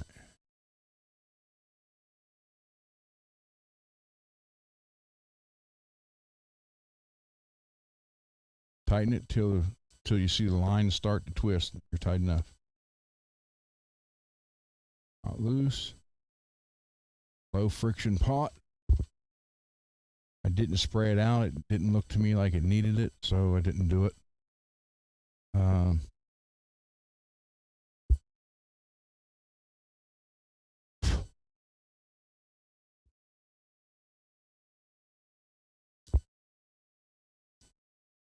This in and hook the springs up to it, but I can't set it up until I get the neck shim on and get that all done. But I can at least get that in there like that and get your black springs on it. Great tool right there. FU tone. Spring tool. A lot nicer. A lot easier.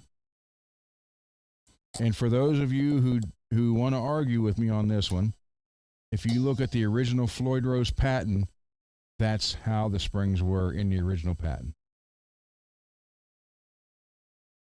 You want 2 or 3, Mr. Mick?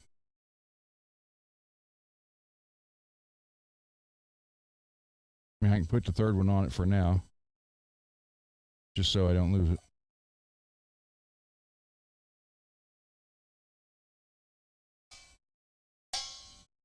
Let's see how easy that is. So there you go.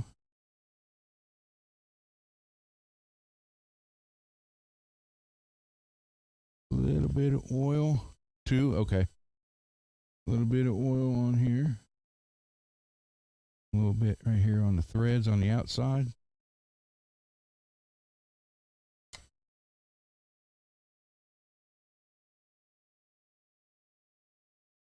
There you go. Yeah, definitely 2. That is big time. It's like trying to shove a brick through something.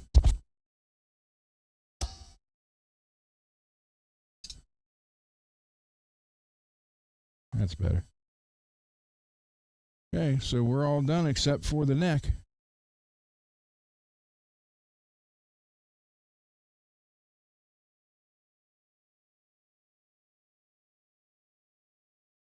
Mad, it depends on the player, actually. But I usually go for 2. But some guitars, it won't work with 2. You have to use 3. And so the guitar is the one that's going to tell you what it needs. But I usually go for 2. And that's what I try to keep it at. I got some, most of mine have 2, but there's some that have 3.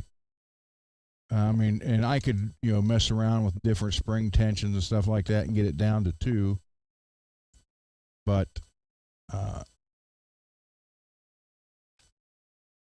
I only had one guitar and actually I traded off to Dane.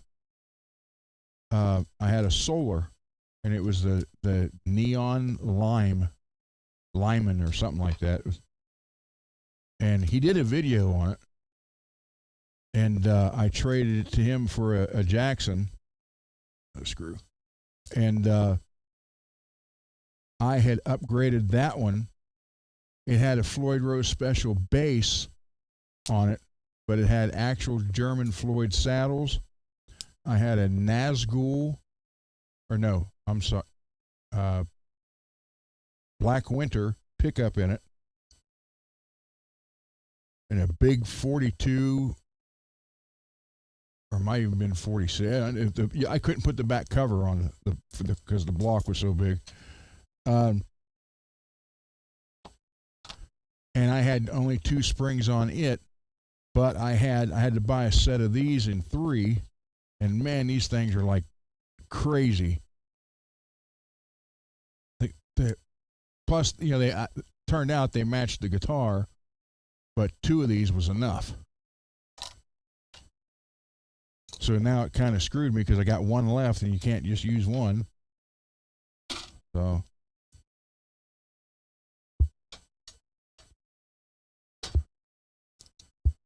So anyhow, there's your guitar so far. I'm a poet and don't even know it. So you get to see the build process, or as they say in England, process.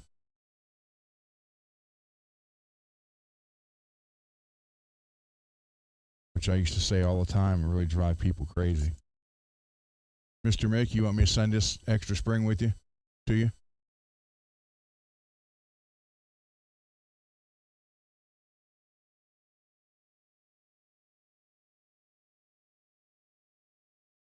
Screws and stuff here. So I keep that. Here's your other parts. I have to go check on the. Oh, am I? All right, thank you, Mr. Mick. I'll put it in there with these ones. You never know. Hold on, let me see if these printed, or I don't know if you'll be able to hear me clear over here. I went with thinner ones. Oh yeah, they did print. I went with thinner ones, so we may have.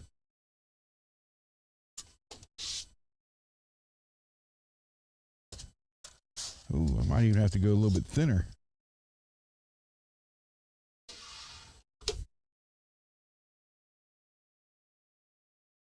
Yeah, crap.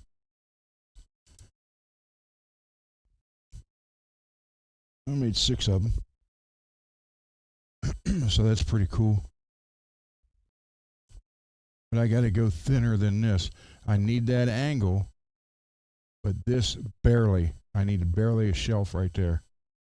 Basically, I just need a tag that will hold that angle in place. So that's a little bit too. I need to make. It's kind of. I mean, it's so neat to have the printer be able to do this. So I need to make those thinner. Even though, because there's your neck. Plus, I got to do your frets yet too. So.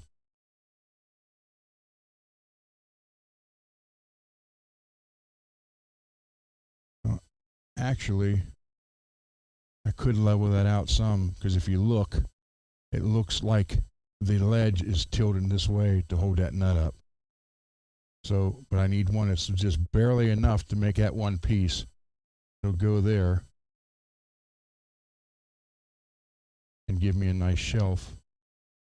But I need to take that down a little bit. So, and then I'll have to trim your truss rod cover too. That'll give it. Yeah, it's got to go down.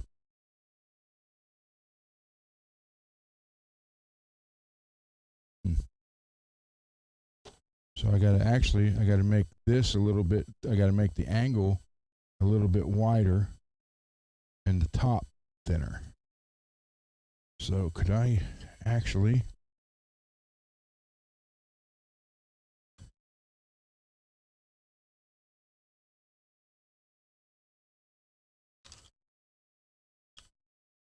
have other ones in the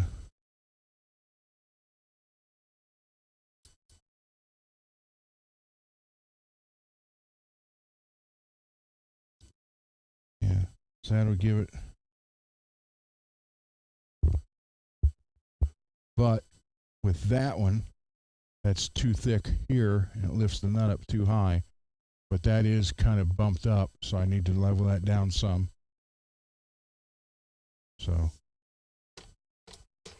I get it, but at least you get an idea what it's going to look like. Here you go.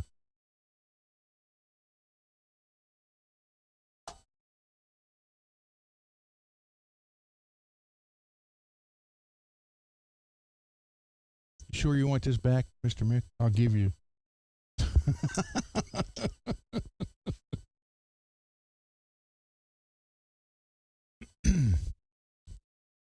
So yeah, this is basically a mid-'80s Model 2, even with the head. If it just said made by Jackson, first they said made by Jackson Charvel, then they said Charvel Jackson. Now this one just says Charvel because it would have to say by Fender.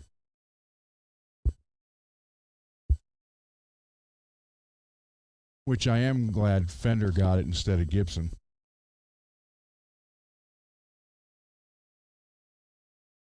Because the quality of the Kramer guitars has went down sadly.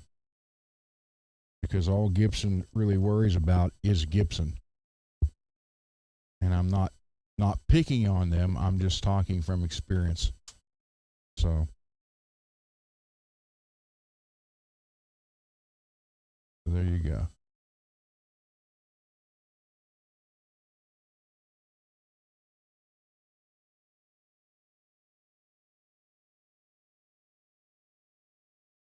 Yeah, I got to do your frets yet. There's no sprout. That's fine. So I'll just polish them up. I'll start with like 3,000 up to 10,000 on all of them. And then, yeah, I'll have to level that off some. Even if you hold that level this way and look at it, that hump right there is still raised up. So it's an exaggeration like that. So, but you'll see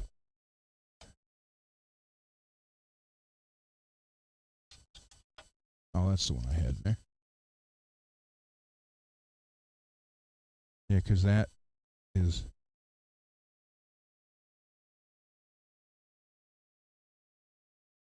you know what, maybe if I just knock that, hey, look here. If I just knock that hump down in the middle,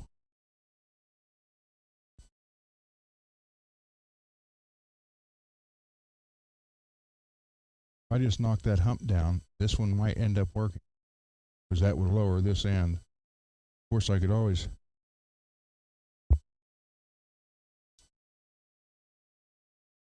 that would work fine. Yeah, I got to take that. It's that seam right there where the paint is.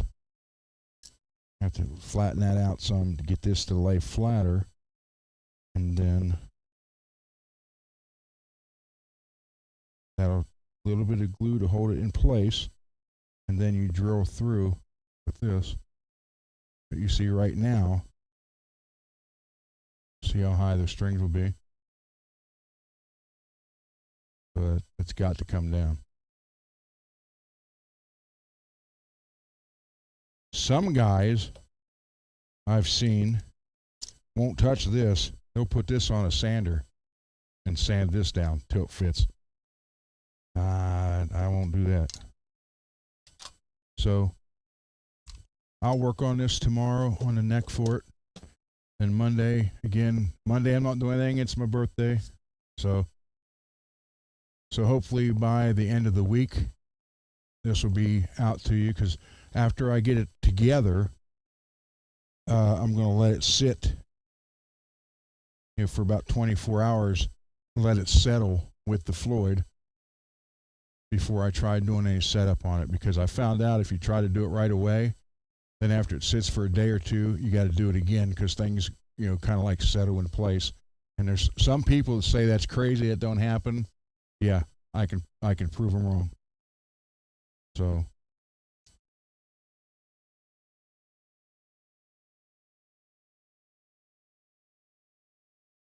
there you go, Mr. Mick. Obviously that's sitting down. Just level it out. It's too high. But you get the idea. I think it turned out pretty good. And there's always that danger. So that's why I said when you pull the tape off these, when you do it, always pull it. So like even though the piece was all one, 3 long strips here, what I would do is start here and pull it this way from the back, and then stop, and then pull it the rest of the way off from the front. So you're always pulling the tape away from the paint ends, not this way. And it's just little things you learn over time. Is you end up doing something and messing it up, and you learn, hey, well, don't do that again. So here's what's left to do.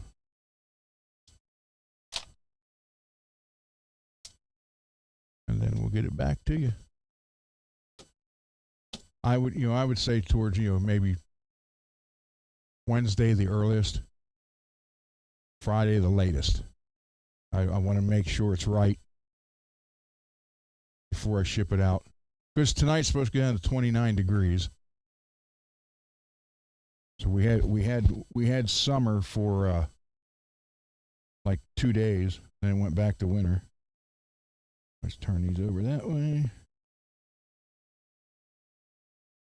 I have this big shelf up here now. It's actually about, I don't know, probably more than a foot sticking out. And it's a pegboard shelf. So it actually sticks out 13 inches. And what I did today, so it's actually like right here over top. And I put a board up here, cut it out, trimmed out where I got the camera, and screwed it in here so nothing rolls off of it onto anything. So it's actually got almost a 3/4 of an inch stop barrier now, so nothing falls. So, and ask me how I thought of that, because like I said, things happen. You learn from them. So there you go, Mr. Mick.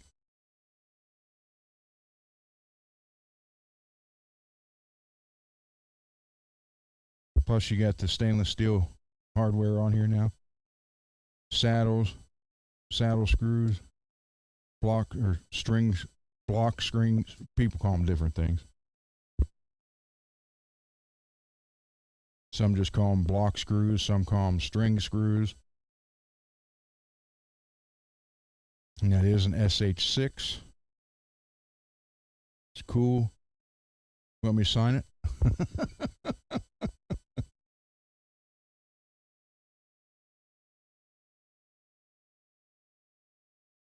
Yeah, because if like if I would string it up right now and and set it real quick and then play it, and it might work good, and then a day or two from now, after everything settles in place, I know that sounds crazy, you might go and your string action is either lower or higher. That's out, so it's got to settle a little bit. Especially sending it across country, different temperatures, riding in a truck, that really will mess it up.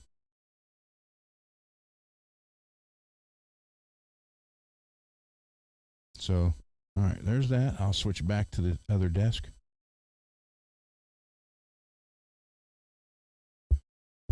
And I see the headset is still working, apparently.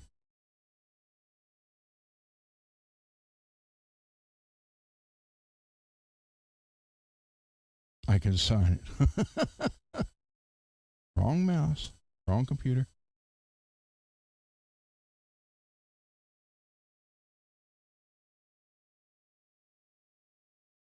All right, go.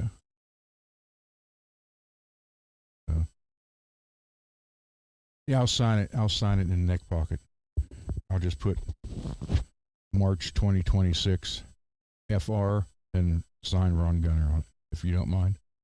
I usually do that to pretty much everything I work on.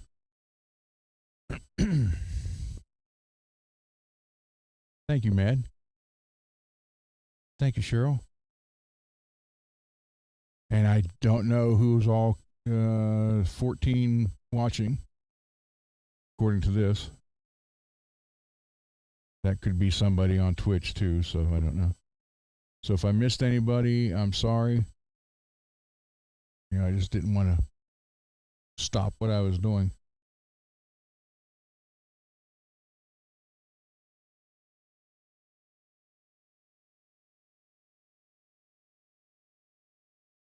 Sign it under the springs. You know, that's what Carl does on the Sandoval. He signs the back of the headstock, and then he signs it under the strings too.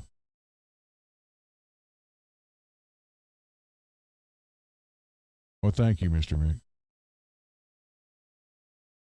I'll do it. I got a silver Sharpie. That'll work. Thank you, Billy Ray. Thank you, Cheryl. Frank. Hey, Frank. Thank you.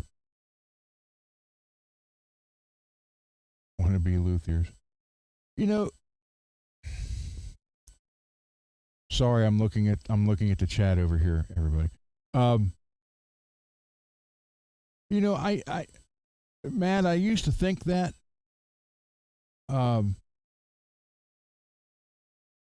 then I realized, you know, you're not born, hey, this is it, you know. I mean, well, I guess you are, but you got to work on it. You got to start somewhere. I mean, we all make mistakes. And, you know, the best part about the mistakes is, even though you hate to make them, you want to make sure that you learn from them. So that's where the difference comes. Well, thank you, Cheryl. It's got like the states underneath the band. See?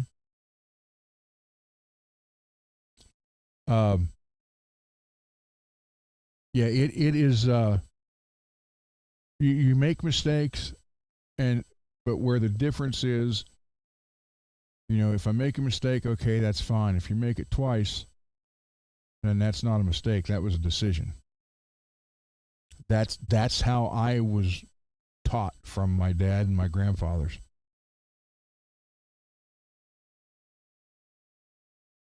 So it's those who refuse to learn from their mistakes are the ones that, like you said, are the arse hats.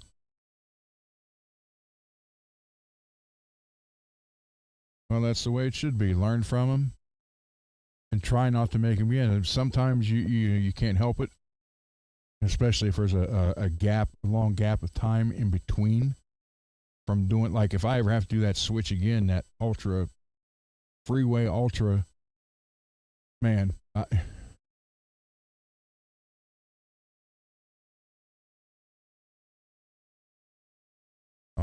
Yeah, I'll never do that switch again. But even like if I did one now, it's been a week, because that was so hard to do, it would be like starting over again, be like the first one. Rock. I was gonna say Rock Doc. Rocky. I saw the red soloist with the daggers that he has. I've wanted one of those since those came out, but the Jackson.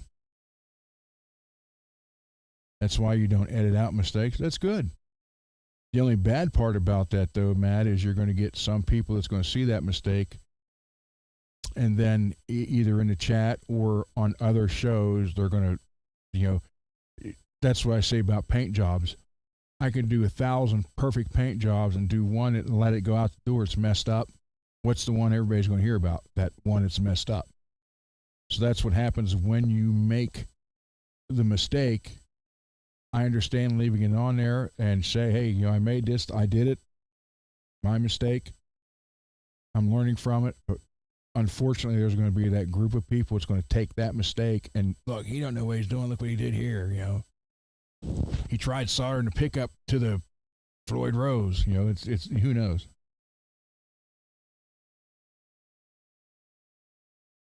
And I can't get, I don't understand people that are like that. I mean, I've said it for the last 3+ years. I told my previous show owner that, you know, you've probably never met anybody like me. And everybody thinks I'm joking when I say that, but that's just the way I was raised, old school Italian. And like I said, my dad had 2 body shops when I was a kid, so he worked both body shops, 4 hours one, 4 hours the other, during the day, then went to International Harvester for afternoon turn. Then he was council, president council, then mayor of the town, so he was never here for a lot of times. So I was raised basically by his dad. So I was raised by a generation back. And that's why I'm different than most people my age. Hey, Lewis.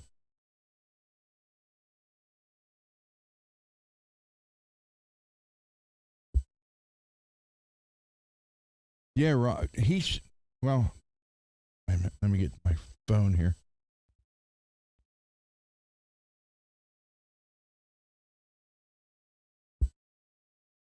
I'll show you what it is. I don't know if he has it hanging up because he had it. It was in the guitar vault. So I don't know if he has those hanging up or they're, you know, somewhere.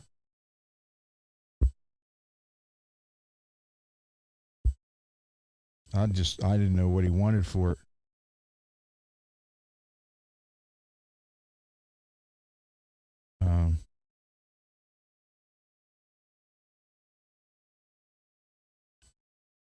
This is what it is right here.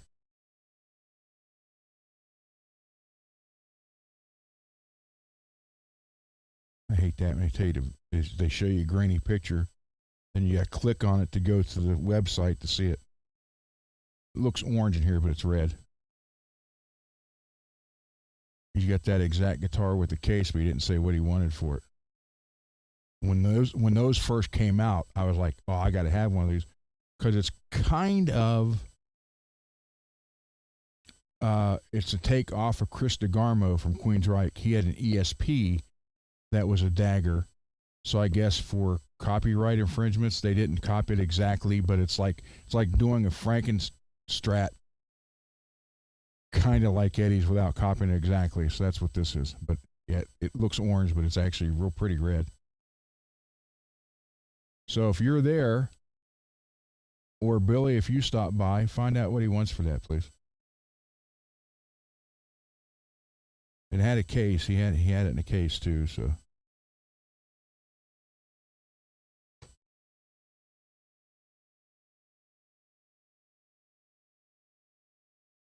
Thank you, Cheryl. Yeah, that's I was just I was basically raised by a generation back from my grandfather, and even through school when I was in grade school and high school, they're like, why are you? I was. Respect is a big thing. It's not just given; it's earned. Trust is earned, and unfortunately, maybe it's a fault for myself, but I expect that back. If I'm doing that to you, respect and trust, then I expect it back to me.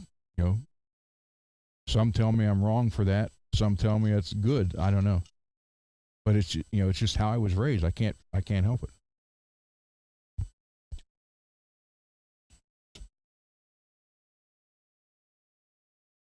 So yeah, thank you, Billy, if you do stop by there.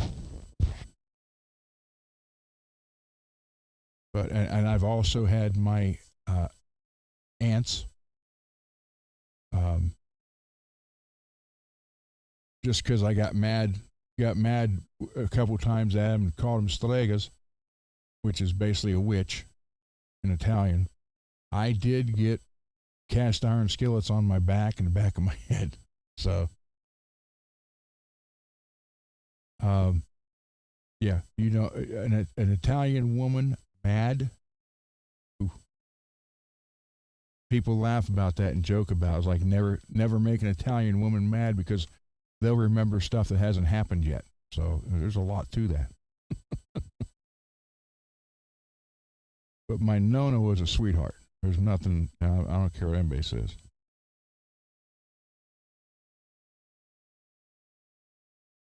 And that's why, you know, the drama that happens here on YouTube, I want to say I don't want to say I don't understand it. I do. But what I will say is I don't get it. Why? What's the, you know, we're not in grade school, you know. So I don't get it, but whatever, it is what it is.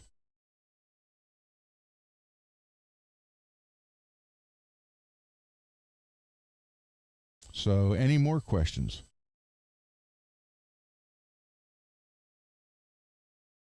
Yeah, Rocky, down by Bay Area Rich, at that Star Musician, they have a BC Rich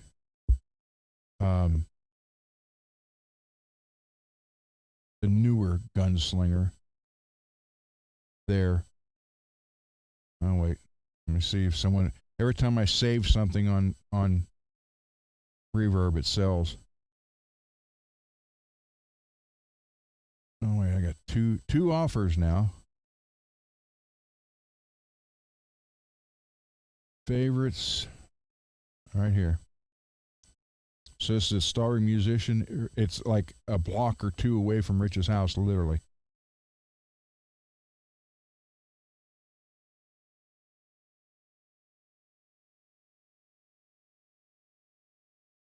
I kind of like that a lot.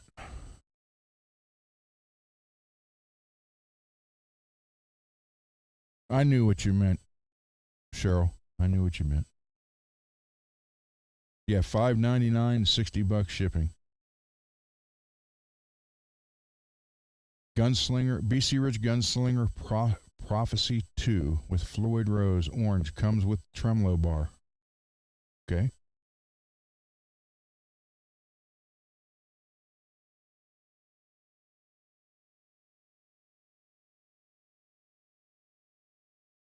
Oh, $7.50.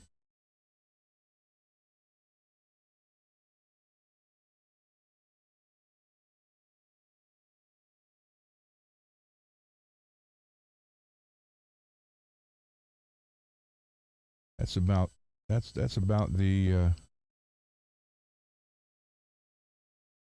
that's about the normal price. But that does come with a case too, so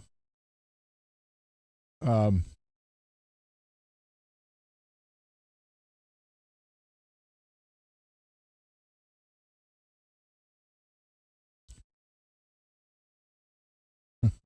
gray mare. Oh well. You know, my wife told me today a line. She was watching a show, and I don't remember which one it was. And she said there was a line because the guys, the guy's kids were trying to get him and their mother, the dad and mom, into assisted living, and I guess they were fighting it, didn't want to do it. And she said the dad said a line that really hit her, my wife. You know, she's 57 now. She's like, the guy said, you know, every old person knows and remembers what it was like to be young, but no young person knows what it's like to be old. Now that's what was that, Jack Handy, Deep Thoughts. That's pretty good. That's true. Think about it.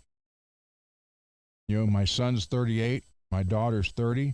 They don't know what it's like to be 60, 61. They never will until they get here. But me at 61, in my head, I'm still 25. Just my body won't do it no more. I can't, can't run and slide and jump and can't rock climb. Can't do any of that stuff anymore. Rappelling.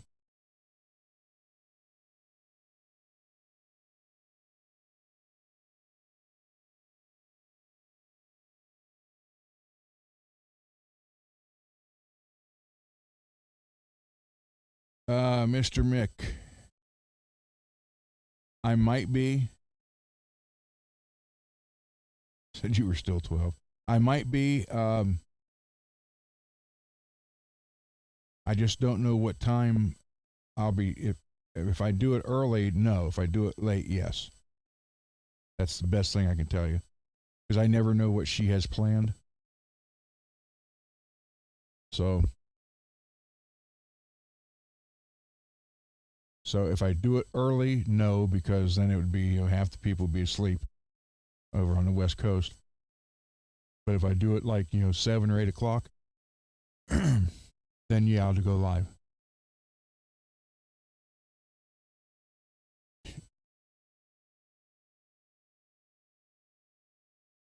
But if I do, like I said, I'm still learning this system. And what I like about this that was different from StreamYard, but I also don't like it, because this is considered a studio. I mean, not this, well, the room is, but I mean on the screen here, this program. So on StreamYard, every time you did a live show, you had to create a new studio. Brand new one. With this EV Mux, I've only created 2. All these shows, and you can reuse the studio, so you don't have to keep creating them. The only downfall to that is I can't put it up there where it says show tonight at 9 or whatever, or 10 o'clock. At least I don't think I can, and maybe I can. I just don't know it yet. So, good night, Cheryl.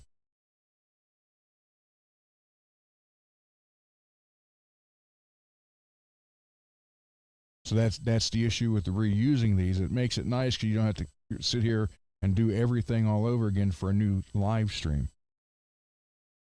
But when you create this the first time, you can have it for a scheduled later, and it'll put the thumbnail up on YouTube saying, tonight or whatever, 10 o'clock, whatever, it's all on there.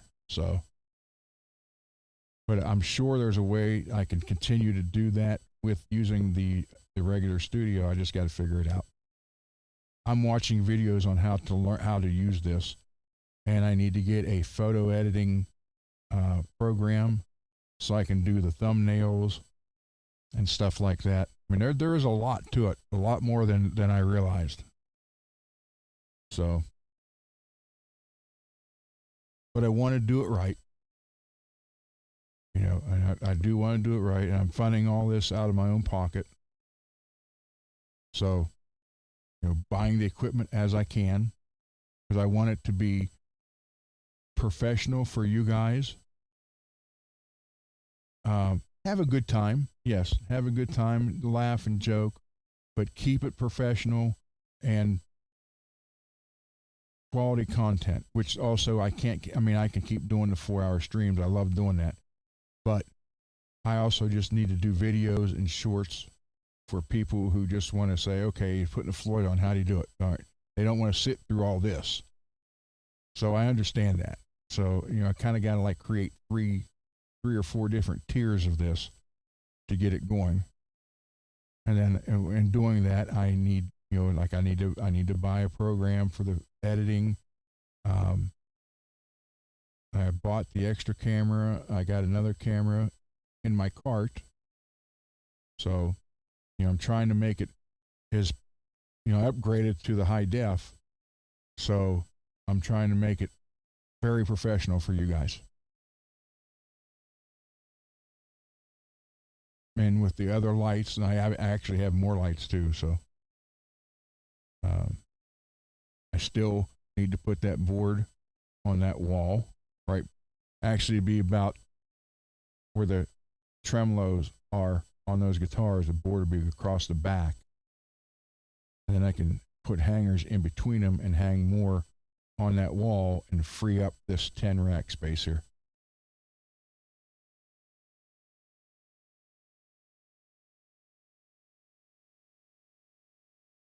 Yeah, I can.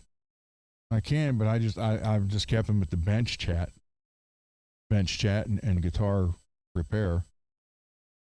But I mean, yeah, but you're right. I do need to, like, Floyd Rose bench tonight, bench chat, guitar repair tonight, Floyd Rose, tonight, new switch install, kind of that kind of stuff there too.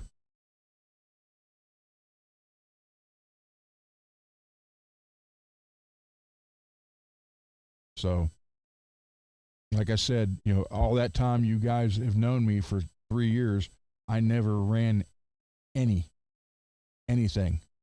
So I went into this completely newbie.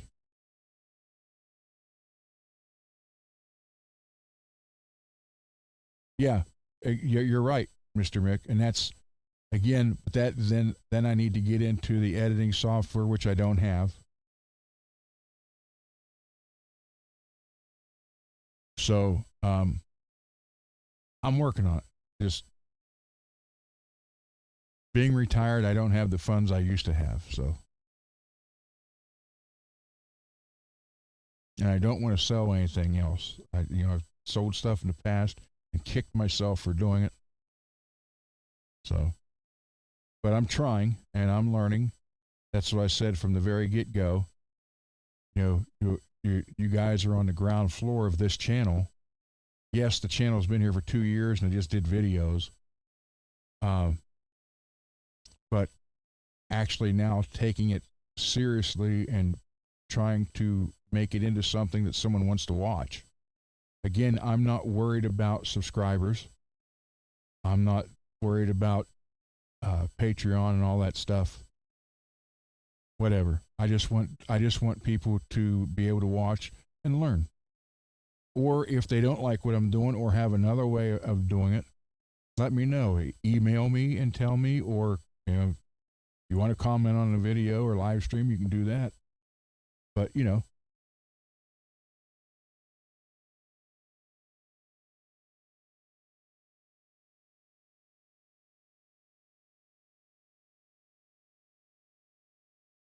well, thank you, Mr. Mick.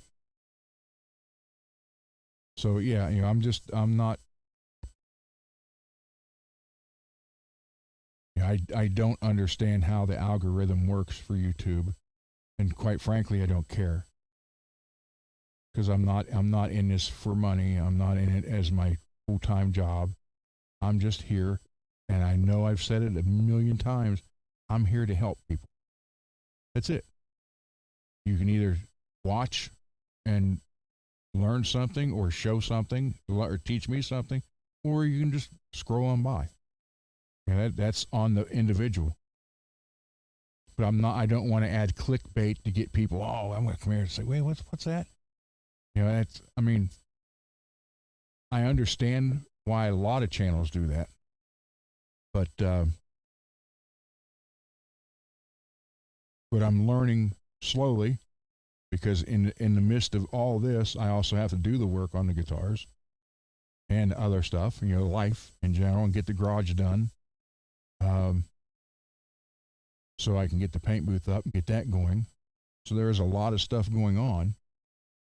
And so you guys are in on the ground floor, and you'll stay here, you'll grow with it. Well, thank you, man.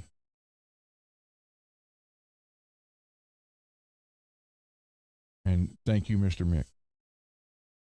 So, but yeah, I mean, the only, I've said before, donations of guitar parts just to keep this going and keep the program going, getting the guitars into people's hands that can't afford it or can't get them fixed. That's more important to me than, whatever, $10 super chat or whatever they're called. But I have had people say, "Hey, I want to get in, help you keep that going, but I don't have any guitar parts." So a couple people have sent some money. They emailed me and asked for a PayPal, but you'll never see me have it on here. PayPal here and donate. You'll never hear me ask for money. I'm not going to have a QR code to scan that takes, how much do you want to send? None of that.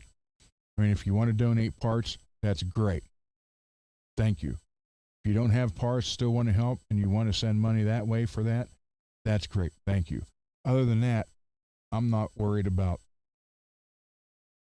any of that other stuff. So, some people believe me. Most people believe me. Some don't.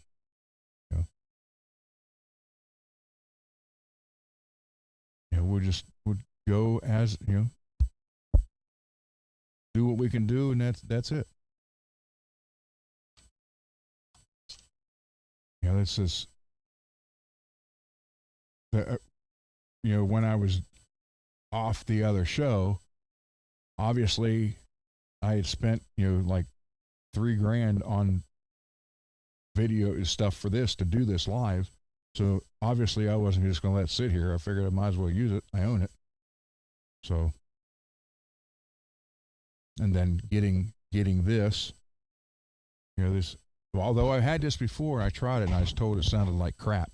Put it down. So.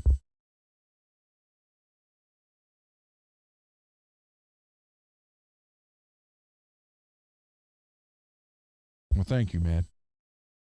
And I don't have any ill feelings towards anybody on Facebook. And I don't. I don't care who it is. We don't know what other people's going through. And to watch a couple shows and say, well, that guy's a jerk or she's an ass or something like that. Maybe they are, maybe they aren't. We don't know. We don't know what happened the day they happened to film the video or went live.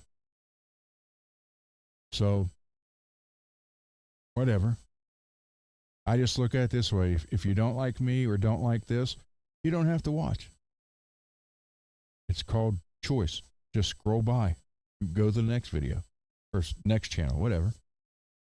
I'm just here to keep the music going and help people save money. Because I've been in that situation where I didn't have the money to get anything needed. And you had to learn to make do. That's why on a few of the live streams, I did well when when the bolt broke or the screw broke off. I knew what I needed and I had it and I found it the very next day, but instead I showed how to come up with different ways trying to get it done. Same way with CeCe's guitar when I cut the slot for the three-way switch. I could have took it out the garage and cut it out there, one quick swipe, and it was done. But I thought, well, no, because this whole idea behind this guitar was for, 12, 13, 14-year-old, and they're not going to have the right shop equipment. So how can I do it and make it work with tools that they would have available? And that's how I approached that guitar. So that's what I'm trying to do, is show people alternate ways. Yes, it's nice to have the tools, but sometimes you don't have them. And you still got to get the job done.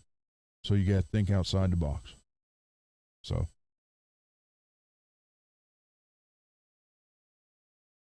Yeah, if you don't like it, just scroll right by. That's it. You don't have to jump in the chat and start whatever, calling or typing out, making fun or whatever. Just scroll by. Be an adult about it. And it's weird because for 3 years, through different people, not just one, I heard things about a lot of different YouTubers. And since I am no longer there, many of those people have reached out to me, and yeah, I'm not going to go into it blind and think, oh my God, this is my best friend. No, but I give them a chance. What they do with that chance is up to them. But I give them the chance. Just because someone says that guy's a jerk and he's mean and terrible, maybe he is. I don't know that yet. I'll find out. So I give people a chance. One, you get the chance. So.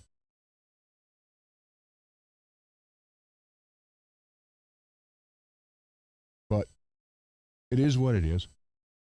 I just, I did all that bickering and argument when I was a kid.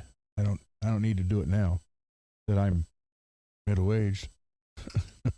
Yes, I plan on living to 122. So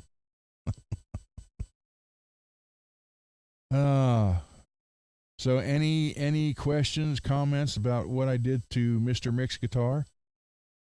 Or anything you want me to touch back on?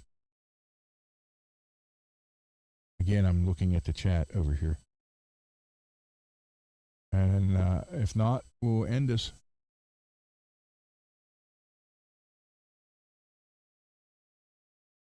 Thank you, Mr. Mick. Yeah, I'll sign on there 326 FRI Floyd Rose install. Then I'll sign it. I'll put it right there underneath the springs, sir.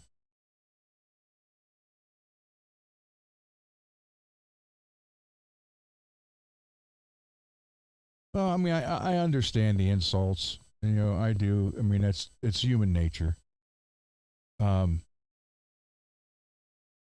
Matt Stewart, hello. That's human nature, Matt, and we can't. We don't know. Everybody was raised different. Even a brother and sister are raised different if they live in the same family. So some people that's their normal way for them, and that there's nothing that it's not right or wrong. It's just how they are.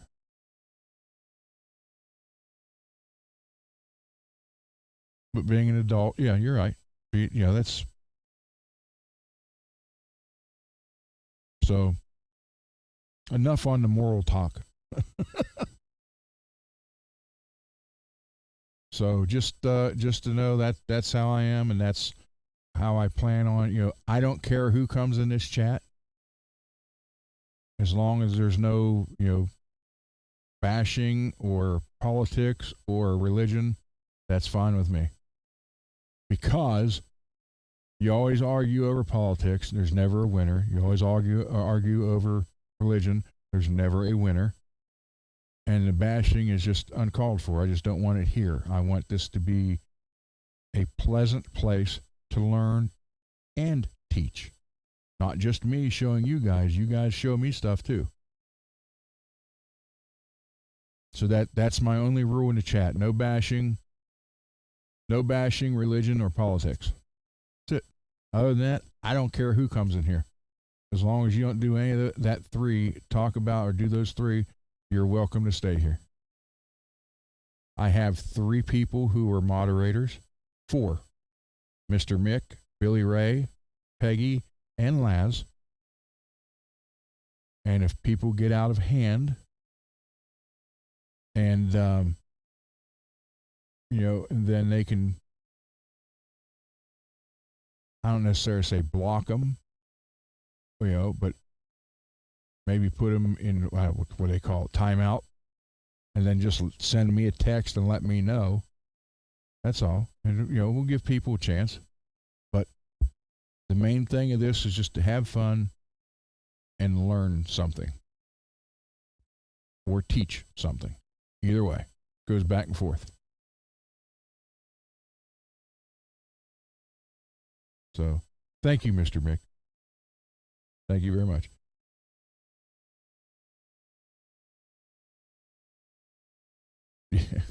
Police car. Yeah, Billy can arrest you. How many people can say they actually have a policeman for a moderator of their channel?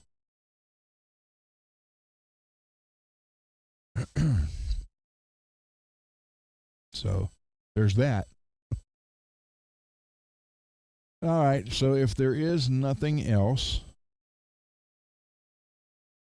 thank you, Matt.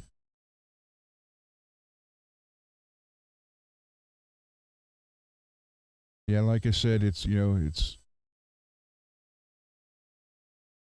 when I was in my 20s, someone that was 60 was old. You just never think that you're going to be there, because you think that that youth is going to be there forever, and you think that you got all the time in the world. No, before you realize it, you turn around. Pink Floyd, you turn around and 10 years has lost behind you, and then, I mean, wow. I mean, my God, my son's going to be 38 in April. So,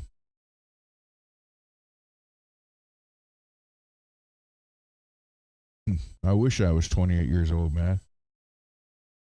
I'm going to be 61 Monday.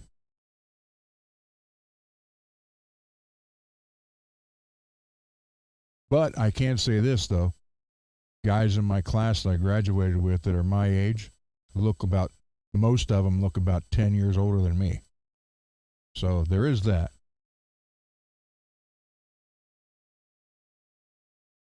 So, anyhow, with that, we will call this the end of the show tonight. And I thank each and every one of you for being here and participating in the chat and just talking to each other.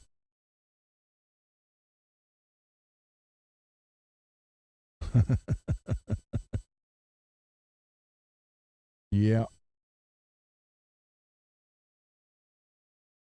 You know what, Mr. Mick, and I am the family encyclopedia. I have cousins and aunts and uncles that call me and, hey, 1977 at Nona's house, her neighbor did this. What was it? And it's like I remember all that stuff. So, like I said, I'm full of useless information. So, thank you, Billy. Rock Daddy. 31. There you go.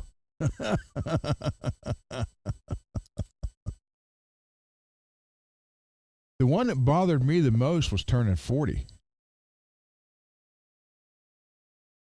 It's like, wow, it's halfway to 80. And that's like 40, mid 30s to mid 40s is midlife crisis. But I'm saying 61 is midlife because I'm going to live to 122. Fortunately, most of my family has lived into their late 80s and 90s. So I'm good there, I hope.